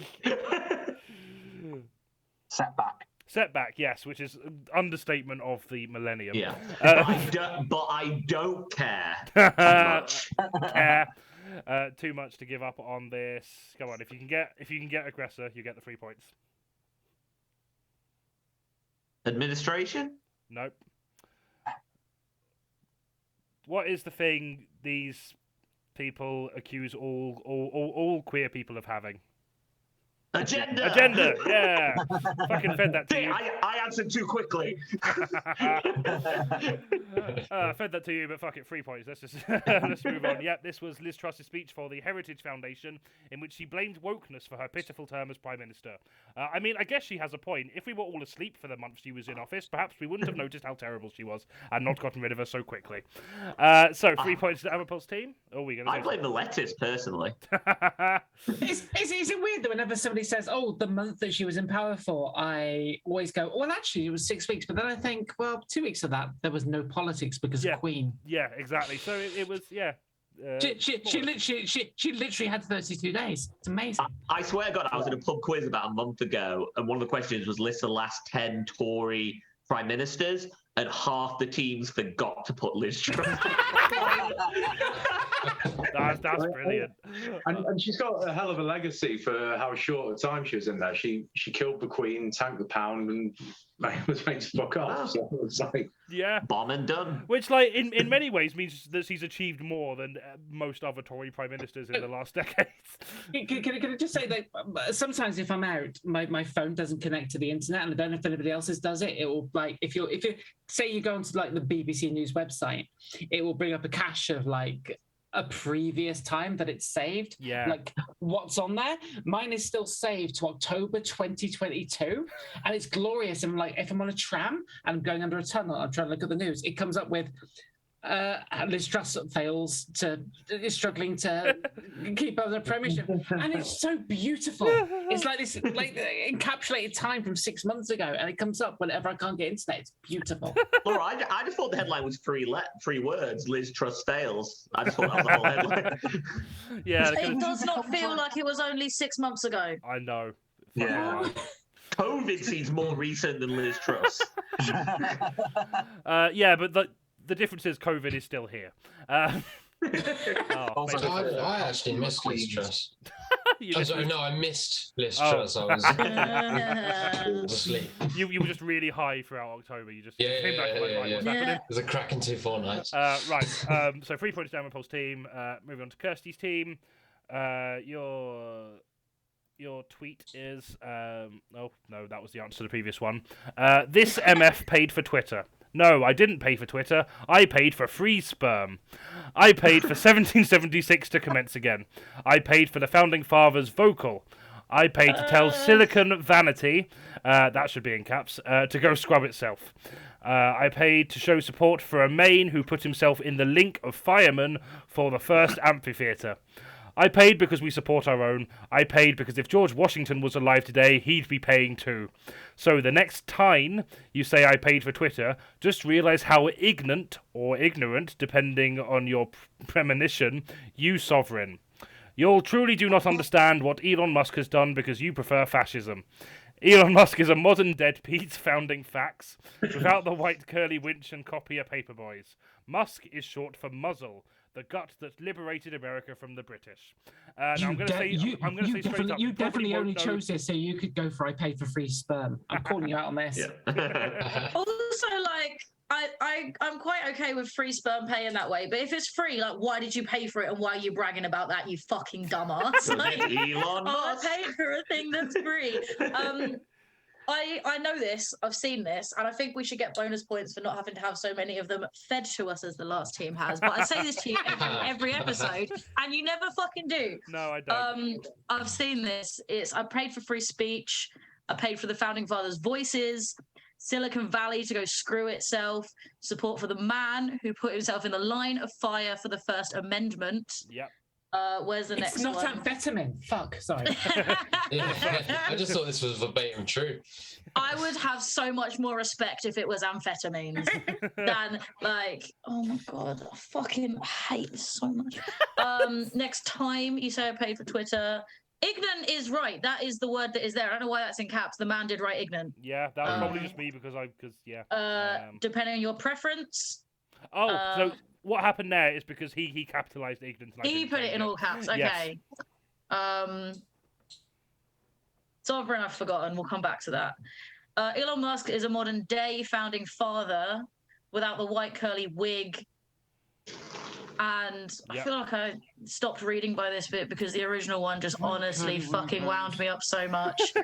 I generally don't mind Kirstie winning the point for this because I know how much it hurts her inside. Just reading that all out. Fuck it, Kirstie can have a bonus point just for sanity. Is it musketeer? Is it musket short for musketeer? No, but shit! But it is the I Gits mean, like, that liberated America from the British. yeah.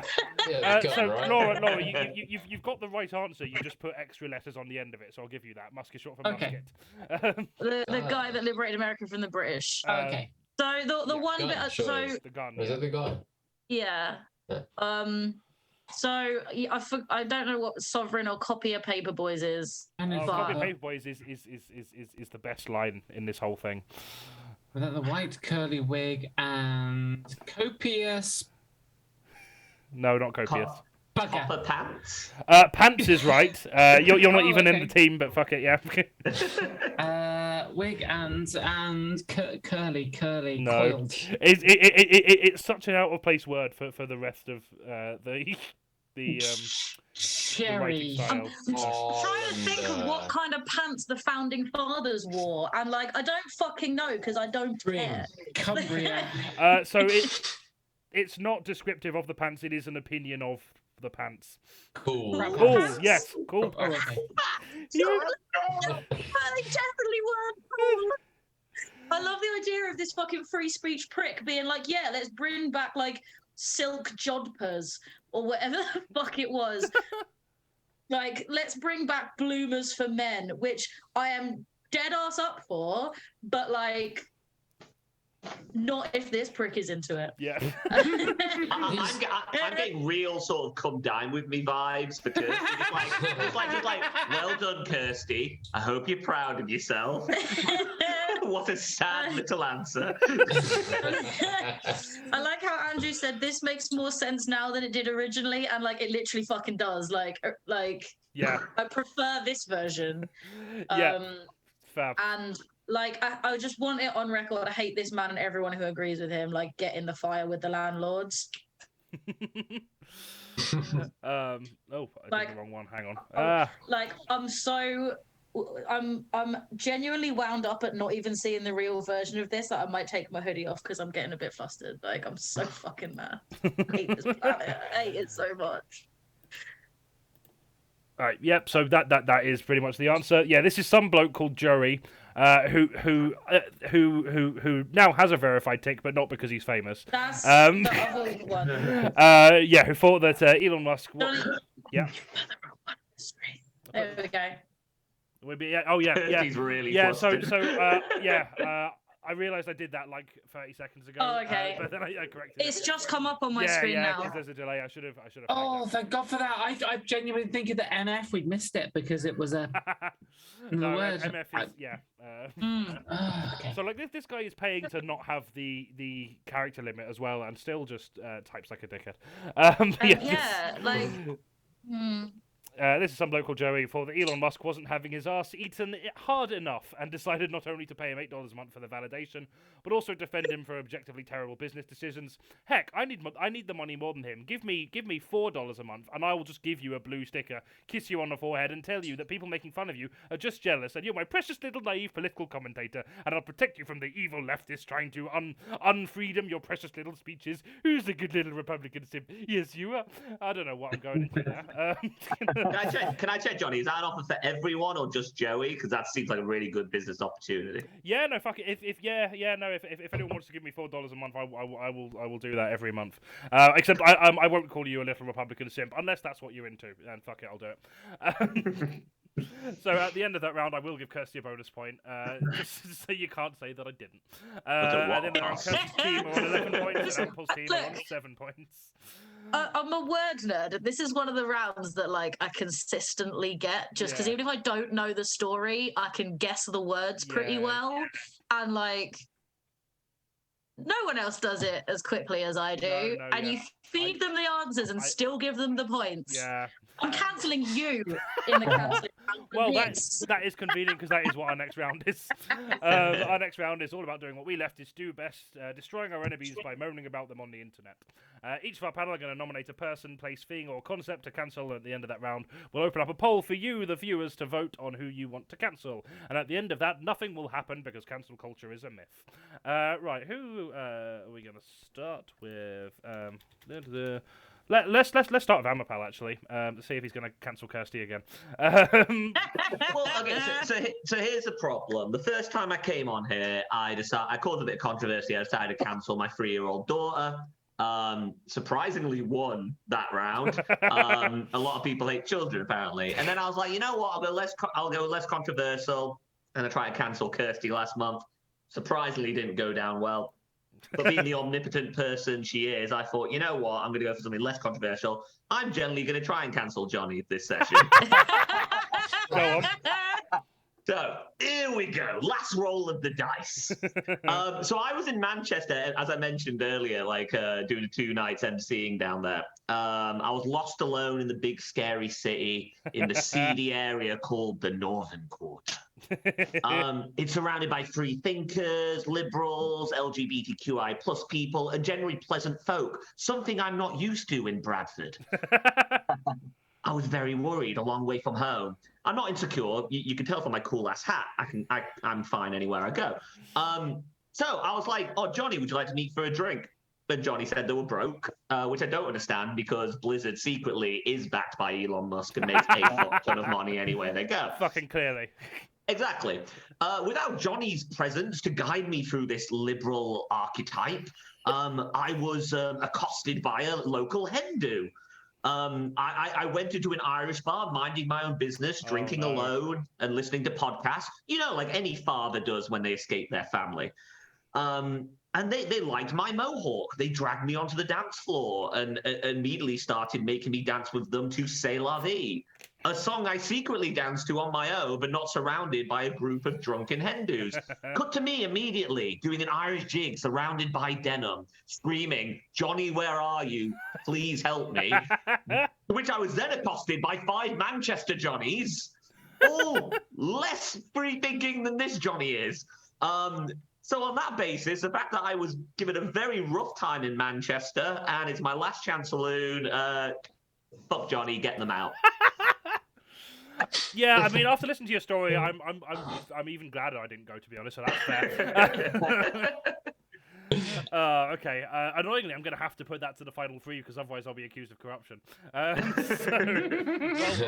played. The system works. Someone must have tried to cancel me before. We've been doing this for so long. You can't be the first one, but I'm not sure. Well, it's been happening now anyway. Right, we'll have Laura next. Laura, who are you cancelling this month? It's not a who, although you could say it was. Last time I was on, I kind of made an announcement that I was about to go into a hospital for a certain procedure. And for that reason, I would like to nominate my very, very needy new vagina. Because because you think, after waiting so long for it, that it would be appreciative of existing, but no. It just needs feeding all the time. It involves a 6-inch long piece of effectively plastic perspex thing going into it to make sure that it keeps its shape. It takes an hour of my day every single day. It's an annoying fucker, if I'm honest. It doesn't need to exist, but it does. I'm grateful for the fact that it exists. I mean, I waited so long for it, but at the same point, I'm thinking, was it worth it? It was worth it. It kind of was. Doesn't mean that I don't look down sometimes as I'm sat there 45 minutes in to a clear piece of perspex staring back at me thinking, yes, This is what you waited for. This is what you waited for. Yes. Yes. Yes. Is the 3 inches of depth worth it? Yes. So basically, I'm nominating downstairs. That's okay.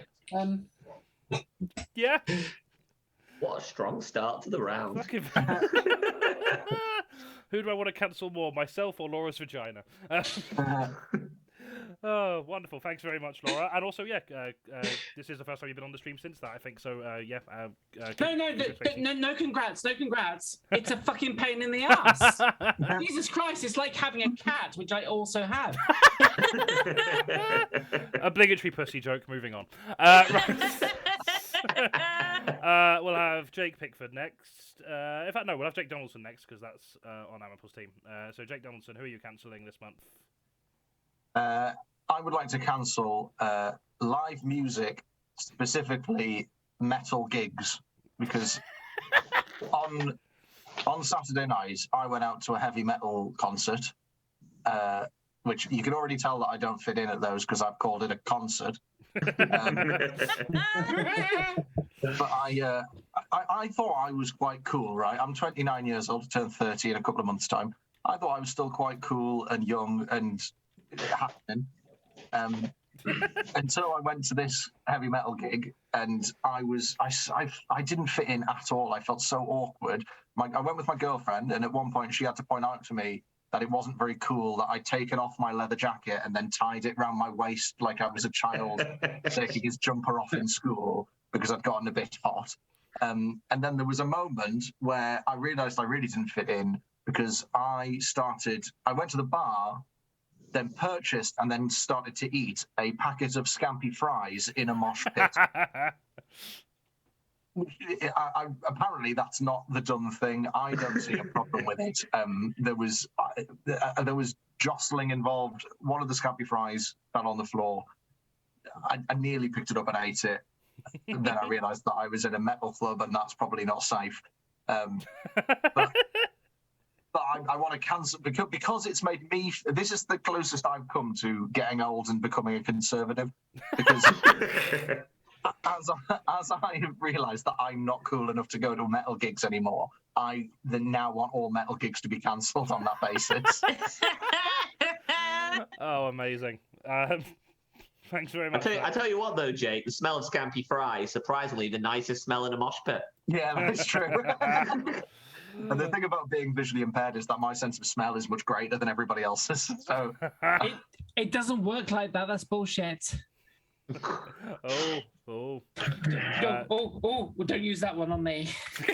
don't use that on can't see, can't smell, can't taste. Right, while we're starting another civil war, let's have Jake Pickford. Jake, yes. Who are you cancelling? I love a war. I definitely don't want to cancel a war. I thought about this for a little while. I couldn't think of anything. And then I realised that fuck riddles. They're stupid. And they deserve to go in the bin forever. I hate them. I hate riddles. I hate people that like riddles. I hate people that write riddles. I hate their stupid little faces when they come up and they tell you a little fucking riddle. And I don't care if a hole makes a fucking barrel lighter and you've come up with a clever little way of saying it, or fucking, the answer's always like the eye. And you're like, I don't care. I don't care. I've achieved nothing from this conversation. You just it's the same people that write cryptic crossword puzzle like clues. And they'll be like, oh, it was a rock. Or was it a band? And it's like the answer's Kid Rock. And you're like, I don't care about your stupid little fucking shit. So I'd like to. There's no. I can't even come up with something clever or funny to say about a riddle because I'm so mad at their very existence. Like the Riddler is the worst Batman villain. That's a fact, right? Nothing good. No art has come from a riddle. No wonderful paintings. No scripts. Nothing good has ever come from a riddle. And I just think the world would be better if we just were less confusing. You know, my favorite riddle would be like, what's holding this water? A cup. End of conversation. Go drink some with us, not Weatherspoons. Oh, beautiful. Thanks very much. Oh. These are all really strong today. Fucking hell. Actually, can struggle to narrow this down to 3. Kirstie, you're up next. Who are you cancelling? You can't also cancel me. No, I actually do have a thing to cancel. And my thing, I'm cancelling the highway code. Yes. Okay. Right, so here's the thing. The highway code is not fit for purpose. This isn't the main reason I'm cancelling it, but it is not fit for purpose. And like it prioritizes, energy inefficient petrol-based cars so much more than any other road user. And it's not updated regularly enough to incorporate the other ways people are traveling. Sure. Like we have those like scooters, which councils allow like space on the street for the scooters to be so you can hire them. They're not road legal vehicles because you can't get a license to drive them because they are not registered in any way. So if you're like injured, it's your fault. Like you won't get like help from an insurance company and things like that. And the highway code is not updated regularly enough to like factor these things in, and it is outdated and it doesn't suit the way that people travel. Now, this is not my main issue with the highway code. This has been true and indisputable for fucking years. My issue is that most laws that I think are immoral, I'm quite comfortable just breaking. Like, we had the Nuremberg trials about this. Like, saying it's the law is not a good enough reason to do something immoral, right? Like, you should shoplift from Sainsbury's. If Sainsbury's didn't want you shoplifting, they should stop donating to the Tories who cause poverty and desperation and inspire people to shoplift. However, the highway code are rules that I disagree with but feel compelled to follow anyway, and I don't like that feeling. Because while I think they're not fit for purpose, as long as we're all still following the same rules, when people are driving massive vehicles that can smush you really easily, like we will at least kill fewer people as long as we all know what someone's going to do. And I don't like that. Yeah, no, fucking strong argument. Yeah, no, I agree with you. That absolutely fuck the highway code. Yeah, that is all true. I'm really going to struggle to narrow this down. Nathan better have a shit one, otherwise I'm going to be... Nathan, okay, yeah. Nathan, who are you cancelling this one? Well, to start with, the very name of this round, cancelled, is a bit of a sore spot, considering the gig AMARPAL was talking about at the weekend, night 2, I actually was cancelled from. So, oh, right, okay. So, but we'll gloss over I just want to tell everyone right now, not my decision. I was just told of this. I am playing no part in this. Yeah, I know, you were laughing. Yeah. Oh, no. We're not the enemy here, don't worry. But yeah, the person I'm cancelling, or the thing, well, yeah, person, is James Corden. Reasonable, you've won. Carry on. Yeah. No argument, drop mic. Yeah. I've got to be honest. When you told me about this round, I had just intended to do a couple of brief bullet points, but it turned into an essay or a mini essay. This is great. I need a wee. So go for it. Yeah. This will take 2 or 3 minutes, but it's basically a mini essay. So I will be reading off the pad for this. Oh, that's fine.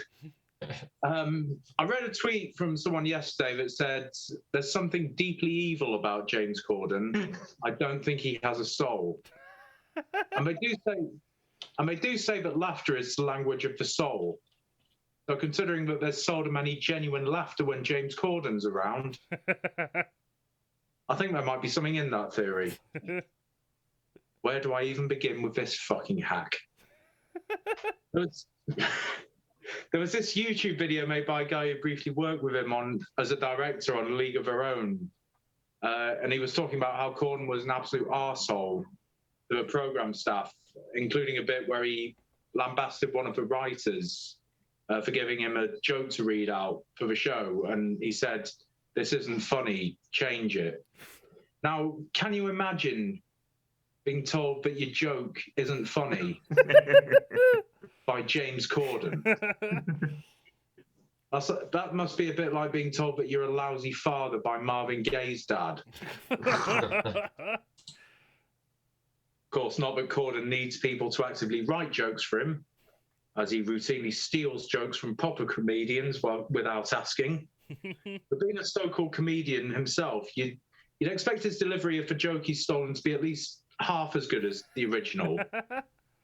Sort of like, in musical terms, sort of like Noasis to the real Oasis. But no, James Corden isn't the Noasis to the original comedian's Oasis. James Corden is the pisshead butchering Wonderwall at a karaoke bar at 11:52 on a Saturday night. To the original comedian's Oasis. Naturally, we have to mention Corden's portrayal of Barry Glickman in The Prom, a role that could have gone and been given to any number of talented gay actors, but instead went to James Corden, who turned in a performance that was about as sensitive and progressive and as enlightened as the time Jim Davidson asked Brian Dowling, why do shirtlifters always pull that same face?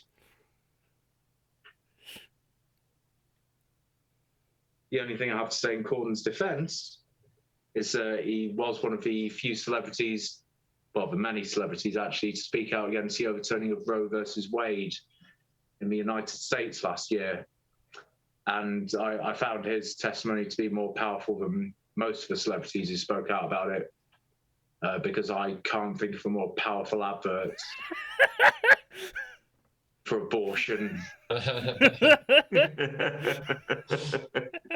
The existence of James Corden.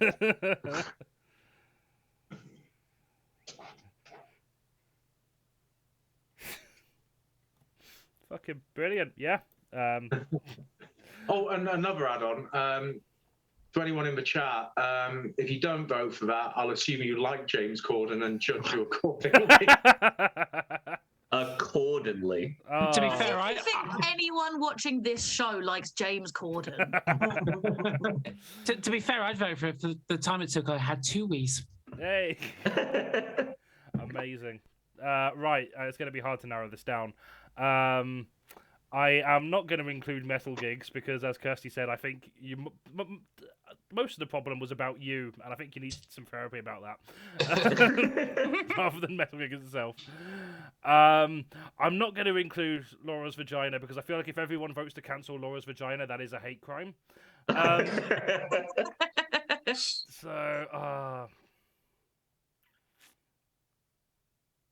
feel your pain, Johnny. I watched Blizzard a lot. This has been the strongest cancelled round for a long time. I suddenly have a lot more support for the cancelling Johnny one since. Yeah, no, I'm definitely right. I'm gonna set up a poll now. Pelicanocus just asked, "Is Nathan drinking straight uncut Ribena badass?" Are you? I'm not sure. No, it's red wine. Oh, well, that is much less cool. Uncut or cut? The adult Ribena. Right. It is known as a cheeky Vimto in some circles. I did drink uncut Ribena one time when I was a kid. I was at a friend's house and she poured me out some Ribena as squash. And I thought she was just being really stingy with the juice she was giving me. So I necked it and I was like, this was also gross. And she was like, yeah, I haven't diluted it yet. And I've since tried to drink uncut Ribena and it's fucking disgusting. I don't know how I did it. Yeah. It's an experience. I don't know if it was ever a thing I've started around. the poll. I've just left the last 4 in because I cannot choose between them, and there's still 2 people on each team. I don't know if there's ever a thing about like a rumor that went around kids when they're at primary school that if you ate like cornflakes with undiluted orange squash, that it would make you sick and it would get you off school the following day. Because it was going around me in 1989, 1990. There is a genuine one, Laura. If you have Baileys and then orange juice, the citrus in the orange makes the cream expand. And there's hundreds of videos of it just explodes out of people's mouths. So we're going to go into an interval soon. Everyone go out and try it. Okay, but I wish I'd known that when I was trying to get out of an essay in fucking 1988 when I was 7. I was going to say, if you are a child who is at school, please do not take this advice to drink Baileys. If you're a child at school watching this stream, you are a legend. No. I generally got told cornflakes, undiluted orange squash, and you could get off the following day. What I didn't get told is it works, but it takes 36 hours to work. So if there's something the following day, which you're looking forward to, you will not see it because you are vomiting like a fuck. It works. So there is a 3-way tie. This is not helping. The highway code has got another vote. Ooh. I've noticed that no one's voted for you, Johnny, and I think our entire audience is a bunch of kiss asses. Yeah, I think they are. I promise I'm not going to boot you from the stream if you vote. Yeah, listen here, sheeple. I'm the real man of the generation. I'm here to say the things that people won't say. Jesus. I should have just cancelled my second born. That one, the first one, won me the last one. I've got a vote! Yay! I feel like AMARPAL, if you keep coming on and cancelling your kids, someone's gonna cancel you for like raising shitty people. No, they won't. The problem is I'm a shitty human being. My kids are perfect, and that's what worries me. It looks like the highway code might win this. Highway code is just beating James Corden. So more people are mad about the highway code than James Corden. This election is being stolen. I feel like carpool karaoke goes against the highway code as well. Just trying to think. I think the only thing I can go from here is cancelling Blizzard. Altogether. Oh, please do. I need a break. Yeah. That's my first argument. Please give Johnny a break. Cancel Blizzard. Right. I should say as well. Yeah. Once the vote's going to go, we're going to go crack on into the next round because we started late. I'm not going to have like another long break. So if anyone needs to go for a wee or do, that's why I went for a wee. Yeah. Everyone go do that now. There's still time on the poll. Oh, the highway code and James Corden are neck and neck. What is this stream? What a sentence! I truly believe the highway code should be the worthy winner. Yeah, Riddles has got more people want to cancel Riddles than want to cancel me, so I'm fine with that. That's a win for everyone. That is a win for everyone. Admittedly, I was one of the people that voted for Riddles, I think. Actually, you know what? I don't even remember who I voted for now. That was like 2 minutes ago. I've already forgotten. It might have been James Corden. My girlfriend's watching. I don't know who she voted for. Yeah, I vote. It's fine. I voted. Yeah. You have your photo ID with you. I was going to say, yeah, KIRSTIE. If you've not already voted for yourself, do it. Like. Oh, I have, but like, I assume everyone on the stream is voting for themselves, but you, as the judge, shouldn't be voting. Yeah, I think I should. No, I think literally a judge about that. But what I won't True do democracy exists on Twitch. What I won't do is vote twice if I need to break a tie. I'll just leave it as a tie and everyone gets points. In fact, James oh damn, you're on different teams as well. It would have been easy if you were on the same team. Then I could have just been like, oh, that team gets the points. So what's going to happen is both teams are going to get the points, and this round would have been a waste of time for everyone. Which, admittedly, is what happened in round 2. Because the points that we get at the end of the show obviously have such a massive impact on everyone's lives. Yes, exactly. Oh. I don't know about you guys. I go and cry when I don't win a Blizzard stream. I'll be honest with you. That's the only reason I'm here. Oh, to see you cry. Okay, yep. So James Corden and Highway Code died. They are both getting cancelled. So 3 points to both of them and 1 point to Riddles and Johnny, which means everyone gets 4 points. What a gripping fucking finale this is. So at the end of that round, KIRSTIE's team are on 15 points and AMARPAL's team are on 11. I think the worry you have, Johnny, is when I try to cancel KIRSTIE, she got 0 votes. At least one person out there wants to see KIRSTIE usurp you. Yeah, no, I mean, I don't blame him. I would agree with that. People know that I will burn their house down. Yeah. Johnny's nice. I am nice and not an arsonist. It is one of my many character flaws, right?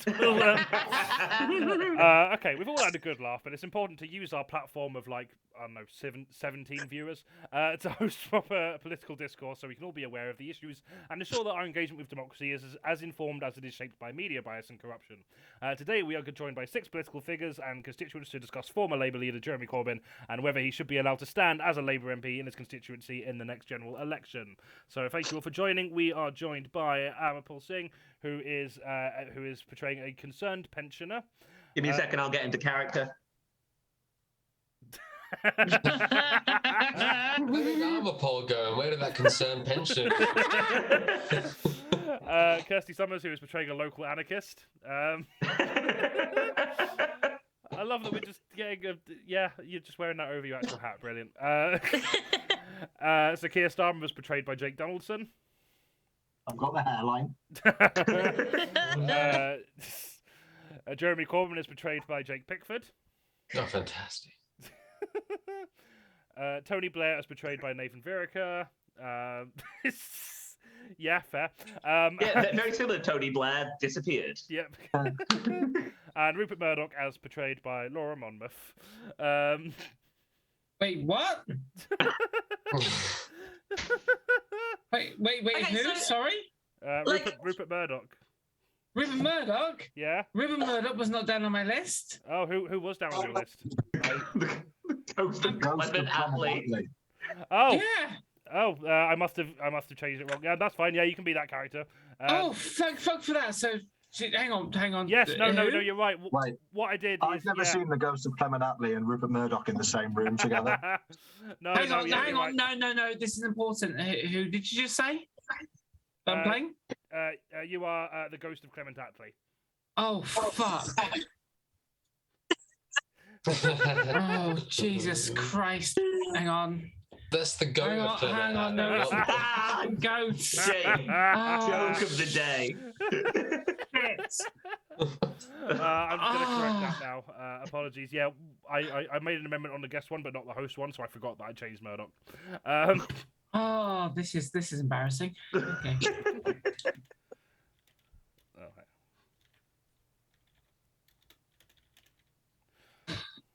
Oh, I forgot how you spell puns. Attlee. Fuck it, that's going to be it. I can't remember if it's one T or two, yeah, whatever. Okay, well, let's just get started. So thank you all for joining us. We'll start with opening statements from everyone. So should Corbyn be allowed to stand as a Labour candidate in the next election, and why or why not? We'll start with the man who made this decision, Labour leader Sir Keir Starmer. Do you think Corbyn should be allowed? I mean, if you did, it would be weird that we're having this discussion. But let's hear what you've got to say about this. Well, I say no, because I'm in charge and I say so. So, nah. He had the whip removed, barely, and I can't give it him back because we're currently using it to flog this dead horse. Anyway, I look better in a suit, so look at my hair. Ooh, sexy Starmer 4. Hashtag sexy Starmer. Oh, no one draw that, right? Fab. Okay, well, let's hear from the man himself, Jeremy Corbyn. Should you be allowed to stand as a Labour candidate in the next election? Why and why not? Obviously, a massive part of me leans towards the fact that it should be the will of the people, and it should be for the people to decide whether I, Jeremy Corbyn, should be able to stand in the next election. But obviously, there's a bigger side of me that says, I'm Jeremy Corbyn, motherfucker! So yes, in conclusion, yes. It's like they were in the room. Fantastic. Well, it's all well and good hearing from the politicians, but we want to hear from the actual people who are going to be voting in the next general election. So we're joined by AMARPAL SINGH, who is a concerned pensioner. Do you think Corbyn should be allowed to stand as a Labour candidate in the next election, and why or why not? Now, I'll be honest, because I'm a normal man from Yorkshire, so my opinion counts more than most of you, all right? Things are hard, but you shouldn't run again, because I know things are hard. You can't pay the electric bill. You spend most of your days using your bus pass to keep warm. Food banks provide 99% of my digest. My internet provider keeps upping the bills, but I can't afford it, and it keeps cutting out every now and again. But at least Corbyn didn't bring us back to the 1970s. Oh, fab. Okay, well, yeah, well argued. Corbyn, of course, famously a MP for Yorkshire. Well, I'm an MP for I every didn't vote for him, and I didn't motherfuckers. vote for him, and the person, all my mates down the pub didn't. So, election fraud. Yeah, no, there's a lot to unpack there. We'll come to that in a bit. We're also joined by a local anarchist. What are your views on this? Should Corbyn be allowed to Local stand anarchist. as a Labour candidate or not? So on the one hand, I don't care who stands. Jeremy Corbyn might be a wonderful MP. I don't live in his constituency. He's still a part of a system that shouldn't exist. So it's generally irrelevant. But on the other hand, as long as he's not standing and people feel very not represented by the candidates on either political party, we're getting a lot more anarchists in. Like, I kind of like it now that everyone's disillusioned again. We've got way more people interested in just like burning shit to the ground. Like, when everyone felt like represented by someone, people were engaging in like local politics and like felt like the Labour Party represented people again. We had fewer anarchists. So on the one hand, sure, stand, do whatever your stupid rules say you can do. I don't really agree with them anyway. On the other hand, if he doesn't stand, like, more mates for me. Well reasoned. Thanks very much. So we've got a couple of legacy MPs with us now. We've got Tony Blair. Tony Blair, do you think Corbyn should be allowed to stand as a Labour candidate next election? Why or why not? Okay, fair enough. Thanks for that, Tony Blair. We'll move on to the ghost of Clement Attlee. Thank you so much for joining us. I know you're very, very busy these days. What are your views on the Corbyn situation? Clement is talking to you. Clement, he's fucking talking. He's talking. Clement, don't fucking look at me. I'm a fucking god. Okay, do you have any views on Jeremy Corbyn, GOAT, or whether he should be allowed to stand as a Labour MP, or? I'm a god. Lovely stuff. Okay, thanks very much. So I guess the big question is that Keir Starmer, you've obviously made this executive decision, you and the senior leadership team at the Labour Party. But do you not think it's a bit unfair that the constituents, who many of whom think he's a really good MP and really like having him, do you think you're possibly disillusioning them from the Labour Party? Like, shouldn't the constituents have a say in who gets to stand as their MP under the party that they've voted for them in for like decades at this point? Well, there's such a thing as too much democracy. and I think it's up to me, as the leader, to act as the sort of nightclub bouncer of the Labour Party, deciding who is and who isn't allowed in. And unfortunately, we have a strict dress code, which means he's not coming in those sandals. I'm sorry. Okay, I mean, I disagree with you, but you do make a good point about the sandals. They are pretty disgusting. I guess, yeah, so question to the panel. Do you not think that the constituents should be given more of a right to select their own MP, or at least like the Labour Party members in the area? Open question to anyone. Tony Blair, if you want to say something. Oh, fucking Clement, Johnny's talking to you again. Clement.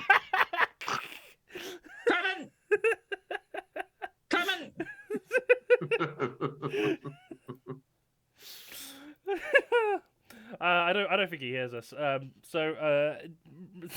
Miraculously, the people on the right hand side of the stream are being very quiet this time. Right, well, I don't know, Corbyn. Would you not say it would be fairer if the Labour Party members in the local area would be allowed to select their own candidate? I think there are bigger issues currently at large. Like, for example, I'm here in the war zone. War has been fought for years over this territory, from the Sonics and the Dr. Robotnik. Listen, I can't make Jeremy Corbyn look bad, so I have to make him look insane. Okay, I love that man. And I'm completely distracted by the amazing goat lips. Yeah, very unsettling goat lips. I don't know why I'm fine. This is like a sexual awakening for me, and I'm scared. I work with goats. What is this going to do to me? Okay, we'll just let Jeremy Corbyn being marginally aroused by the goat slide for now. I'll be honest with you, Johnny, right now. Like, I don't do all this sort of like Zoom stuff. I'm not used to it, so I'm gonna go back to the proper days of Yorkshire. This is what I'm used to. And you know what? Constituents should have a say, but the key word is constituents. People say that voting with ID cards deters voters, but I only want people to vote if their name can fit on a card. Like Matt Smith, Tom James, James Jones, Jones James, Jones Jones. Those are the people that should be allowed to vote. If you got too many letters in your name or punctuations, just get lost. You know what? I think we should go further with the constituents. You can only vote if you're over 50, own 2 homes in the UK, at least 2 homes abroad, still read print journalism, and your kids and grandkids don't talk to you anymore. Those are the constituents who I think deserve the vote. Thank you very much. It's nice to hear someone with such strongly held views for a change. Lovely. So I guess one of the things I think is worth to point out to the Labour leader is that there is a not insignificant chance that Corbyn, if he did stand as an independent MP, might win.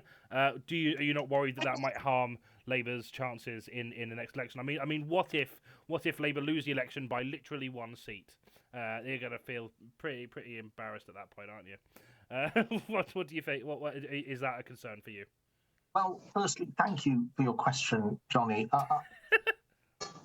I don't think that's a likely outcome, if I'm honest. I mean, it's not like an unprecedented number of young people have ever joined a groundswell of support for him who would have otherwise not voted for our party at all. And it's not like he's been successfully re-elected in his constituency at every election since 1983. So I don't really see it as an issue. Okay. Corbyn, do you have anything to retort to that? I accept the kind gentleman's word because I'm a lovely man. And honestly, I've got nothing bad to say against him. Nice hat. So I guess to the constituents here, would you turn your back on the Labour Party, or whichever? Just I'm making assumptions about your voting habits. I'm making assumptions that you even vote at all. But if you were going to vote, would you vote more on the individual candidate running, or the party banner that they are under? Well, people are talking about him going as an independent. And I'll tell you right now, that's our word. We voted for independence. It's not your word, all right? You can't take it from us. You go out there and use it all you want. It's ours. We voted 52 to 48 to never see Corbyn again. At least that's what I thought we were voting for. I only vote the same way Crazy Gary does down the pub. He knows his turnips. And speaking of which, does anyone have any turnips? Because the EU won't give us any anymore. Fucking EU turnip stealing bastard. Hey. Anarchist, I know you don't routinely go out to vote, but would you be more interested in the person or the party? I mean, definitely not the party. That's sort of the point. Yeah. I think, like, party politics is you know, the root of all evil. And I mean, people can have good intentions. I don't think parties do. I still don't care. To go back to the original question, but like, Like, you do you, and as long as you leave me to do me, you know, you go and run where you want, and I will set fire to what I want, and we'll just leave each other in peace. Amen. This Lovely. is what I'm talking about, Johnny. These young'uns with their sex talk. You do you, and I you am do me. 97. Leave me alone. Me and my wife Samantha, separate beds for 34 years. Never been happier. Never make eye contact. Never speak. Where marriage should be. You make a very good point there.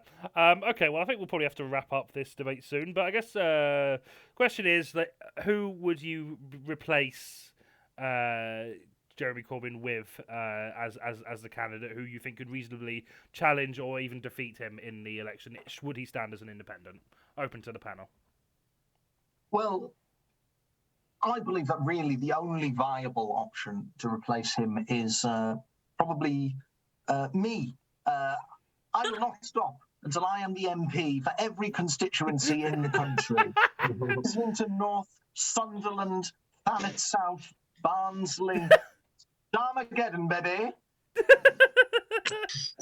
Fully thought you were just going to list all like 600 odd constituencies. That was my plan initially, but I realised it was quite a long thing to copy and paste.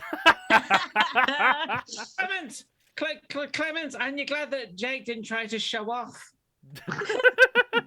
Yeah, can I just say, this is Mr. Player's agent here. As you know, Tony's appearance fee is £330,000, and he will not be contributing to this debate until this amount has been paid in full. Oh, it's like Twitter blue all over again. Obviously, you could replace me. On the one hand, you could replace me, but on the other hand, I would say that I'm, Jeremy Corbyn, motherfuckers. I would like everyone here on the panel, but particularly AMARPAL, to know My name's Gary Jones, Smith Jones. I'm gonna have an orgy on the ashes of your government. You know, it's that filth I don't like, and that's why Jeremy Corbyn shouldn't be given another chance. No Labour candidate should. He blew it. Politicians should not get another chance, except for Pretty for a Brown Girl Patel, Dominic Ramalama Ding Dong, Michael Government, Liz Truster for God's sake, and Matt, come here and give me a kiss, Hancock. Now, those are the people that deserve the chance. Oh. Just to reassure my good friend from Yorkshire, we will actually be launching a complete and independent investigation into orgies on ash piles of political parties, and we will be back with the results very soon. I'm a fucking god. I think we can leave that there. Thanks very much. Oh, it's a tough one. Once again, I feel like I've got to give the points to the goat of Clement Attlee because just for the, that was superb. I'm going to give some points to AMARPAL as well because I thought that character was really fun. So I hate myself. One of these And times, I won't room. give you the worst person in the world to play. Don't worry. Okay, we'll get. Every time I do this, you make me the cunt one, by the way. I mean, in this one, most of them were the cunt one. Let's be fair. I was Boris Johnson last month. Come on. Okay, so I'm going to give Kirstie's team the main points, but I'm going to give some points to AMARPAL's team as well because I think that was all really fun. I enjoyed the Tony Blair gag as well, and Keir Starmer and Jeremy Corbyn were both very funnily executed. Fuck it, everyone can just have 7 points. Let's just. We are a socialist stream. We're not gonna rank. We're not gonna rank you. Can you just repeat exactly what you just said about being firmly executed? I don't even know. I don't remember what I said. It was just the word. You firmly listed a couple of executed. politicians. Oh. Followed by firmly executed. Oh, Keir Starmer and Jeremy It's the Corbyn best firmly this stream has executed. ever been. Let's do that. Right, we're going to at the end of that round. Not that the scores matter, because we are communists here. It's fine. All of this will just be returned to the state at the end. We've got Kirstie's team on 22 points and AMARPAL's team on 18 points going into the final round, which is things that would be funny if they happened, but alas, they did not. Isn't life cruel? This is a free-for-all round where I'll be giving the guests topics to riff on and come in with their suggestions, and then we can all log off, have a wank, and go to bed. How does that sound? We have got 4 I wank topics. in bed. Yeah, you do you in the immortal Yeah, words you of know. Kirsty Young. Saves time. So the first topic is, once I find OBS, there we are. Bad things to hear on a SpaceX test flight. Now, I don't know whether to try and do this with the accent, so I'm doing it from the perspective of Elon Musk, but we'll give it a go. But just to be clear, only authorized personnel are allowed on the launch pad or in the control room during a test flight. And for just $8 a month, you too can verify yourself as authorized personnel. Ladies and gentlemen, thank you for joining the SpaceX flight. I would like to assure you there'll be no crying babies on board, but Elon's coming on and he hasn't had his nap yet. There's no welcome to Spaceship Karaoke with James Corden. And now for your SpaceX halftime show, it's Kid Rock. So I had to fire half the safety team as a cost-cutting measure. But don't worry, those still here have been told they must be prepared to work hardcore or leave. Welcome to SpaceX, challenging what is achievable, challenging the accessibility of space travel, and challenging the expectations of the scientific community. That's right, we really see this as a new challenger. Our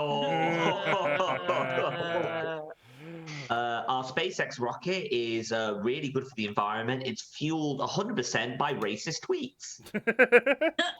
Welcome to SpaceX, selling you cheap mobile phones stolen from the locals of Bath. Plan for the finished rocket is to work like a Tesla, in that when it gets halfway to the moon, the astronauts will have to start looking for a petrol station, an electric charging point. The in-flight music today is provided by Grimes. No. It's no use, Captain. I'm giving her all I've got. Well, Elon, unfortunately, that is what happens if you have 3 divorces. Building this rocket was the second biggest challenge in my life. The first is pronouncing my son's name. Any more for this one? Hello, this is your captain speaking. I've just had an edible. Let's go to fucking space. In the event of cabin decompression, masks will drop from the panels above you, and your organs will burst in your ribcage, causing you to die a horrible, horrible death. Please allow your own organs to burst before assisting with the child. Isn't that just what they say on Ryanair? I like how a lot of us just have clearly never been on spaceships and just assume they're exactly the same as flights. I'll go one further because all of mine are based on trains. Does it surprise you that none of us have been on spaceships? Yeah, maybe. I think Nathan could have been. I don't know. I'm a failure. No. Thank you for traveling on SpaceX. This is your Captain Elon Musk speaking. I would just like to welcome you on board. And remember, while I'm here, I'm allowed to call you all nonces, and it's my free speech. You can do fuck all about it. Right. Next one is gonna be here in a minute. Unlikely things to see at a marathon. Me. And the and the winner is a white guy. And it seems we have a faller. 2 men in a pantomime horse costume have taken a tumble leading up to the mall. And as the black screens go up around them, we'd like to remind any children watching the putting out of their misery. It's the kindest thing to do at this point. And you'll hear there goes the starting pistol. Oh, no, sorry, that's Kid Rock shooting Bud Light. There seems to be another racer relieving themselves behind the bin. Oh no, that's homeless Dan. Is it any men whose wives aren't having an affair. Welcome back to GB News' live coverage of the London Marathon. And you join us as the leaders are coming up to one of the many parts of London that are now no-go areas for Indigenous white Brits.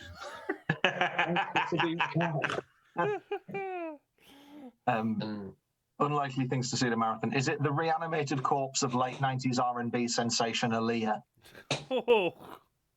Sure. Yeah. And the Ethiopian delegate has finished the race and are immediately running to the Channel Tunnel to get home before Suella Braverman catches them with her butterfly net. The London Marathon is a celebration of athletic prowess, philanthropy, and the weird and the wonderful. But it is also a somber occasion where we remember those we've lost over the years. Here on BBC One, we'd now like to take a brief break from the live coverage of the 2023 race to pay tribute to a prolific marathon runner who embodied all of these qualities, the late, great Jimmy Savile. And in second place, you'll see 20 policemen in first. Mew the Emu. And as we approach the 13-mile mark of the marathon, people are stopping off for their officially regulated urine break. And this break is brought to you by Urine You Like! All the pisses, all the time! Aim for the hole, win a prize! We are witnessing what will surely go down in history as one of the all-time greatest sporting comeback stories. People said we'd never see this man again, that his running career was over, but he's overcome all adversity and he crosses the line to win the 2024 London Marathon. Stand and take a bow, Oscar Pistorius. Is it Katarina Johnson-Thompson? Because she's actually more of a middle distance runner, so you wouldn't really see her in the marathon. Oh, there's Paula Radcliffe. Is she having a shit? No, it's Homeless Dan. Homeless Dan.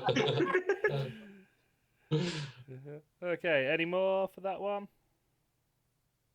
No, okay, things you won't hear at the coronation. Oh, it's Paula Radcliffe. Is she having a shit?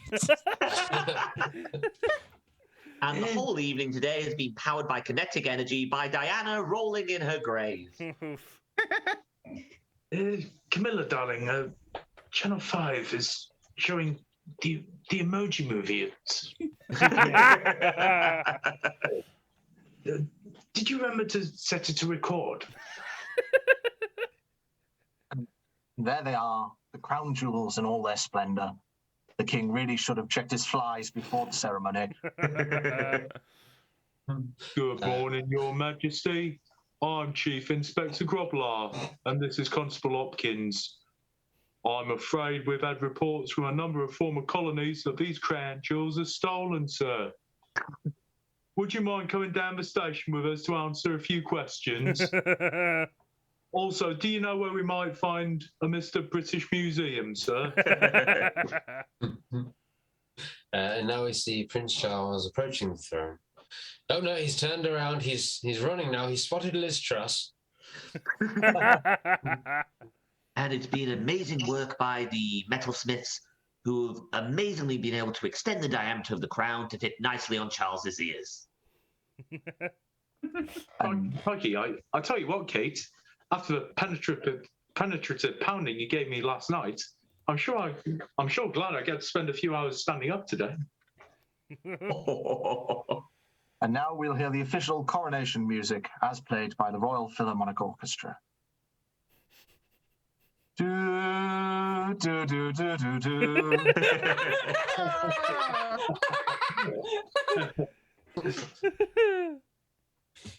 And how fitting is it to have the ceremony here in this beautiful street? And welcome back to the WWE coverage of the coronation. Charles has got the crown. He's got the crown. Oh no, it's Meghan Markle with the chair. Unfortunately, the king has got COVID, so he's attending the coronation via Zoom.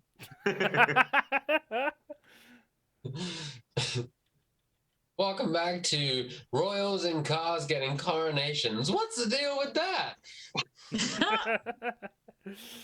There we have it. The Archbishop of Canterbury placing the crown on Charles's head, signifying, wait, what's that? Causing chaos at the back of the Abbey. Yes, it's the reanimated corpse of late 90s R&B sensation Aaliyah. Oh, God. There it is. And all the royals have played their part today, and it's very nicely to see Prince Andrew sat at the children's table. Oh, doesn't that look lovely? Tasty. Delicious. I'm sorry, that's not the coronation. That's the coronation chicken. I've already told you, my fingers look like that because of carpal tunnel syndrome, as opposed to carpool tunnel syndrome, which is what my last wife died of.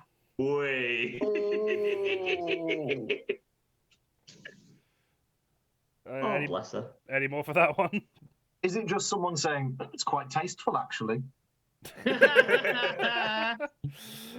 Okay, final. Someone saying, I'm glad Megan's here. It's me having a lovely time. Final one. Things you won't see at Eurovision. Please, welcome Me to having a lovely time. Please welcome to the stage your hosts for the evening, Rylan and Andrew Tate. Oh. Oh, no. No, mate. You said things you wouldn't hear at Eurovision. They're not supposed to be accurate. No, mate, this isn't one of the dancers. She's me Plozzy. And here's the UK's entry, Uterine Industrialisation by Venom Prison. And that the band you Belarus went to have see? provided, and It was not and Belarus have provided 12 points to Ukraine. Oh, Actually, Next up, we have Tvorchi, representing defending champions Ukraine, with their song entitled We Could Literally Just Emerge from the Curtain, Take a Dump on the Stage, Fuck Off Again, and still win this contest by a landslide. And if you've got a problem with that, then you support Vladimir Putin and want all our children to die. actually, it's only Eurovision in Paris. In Florida, it's Vision World.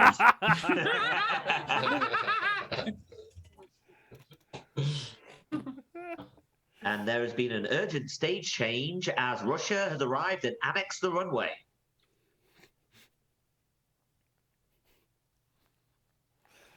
oh fucking hell. It's difficult for me to mock something I love so much, I'll be honest with you. Okay, any more for that one? Or should I start scoring? And now, as a special treat, here's the USA's entry. It's the reanimated corpse of late 90s R&B sensation of the Right, okay, I'm just going to work out the final score, so chat amongst yourselves for a bit. I finally like it tonight. It's Paul and Barry. It's Eurovision. Eurovision. I wish one of them wasn't dead. I know. I also did, because he died during my 2017 Edinburgh show when he was a big part of it. Oh. Right,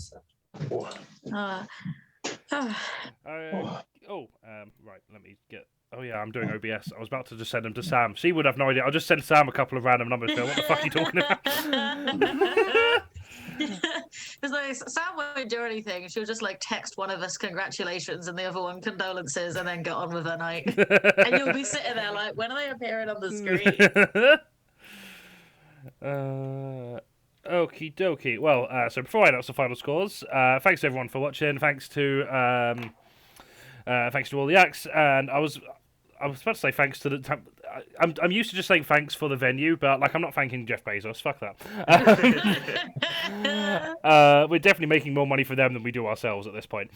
We won't be here again next month, but keep your eye on our YouTube channel for a bonus treat on the 29th of May, and we'll see you again for the start of our next series on June 26th with Katie Mitchell, Kirstie Summers, Ishi Khan, Mabel Slattery, Ella Bambas, and Tom Short, where we will be discussing the news of June 2023 if we're all still alive by then. But on that note, the final scores: AMARPAL's team are on 24 points, and Kirstie's teams win with 26 points. Hey! Yay! Congratulations.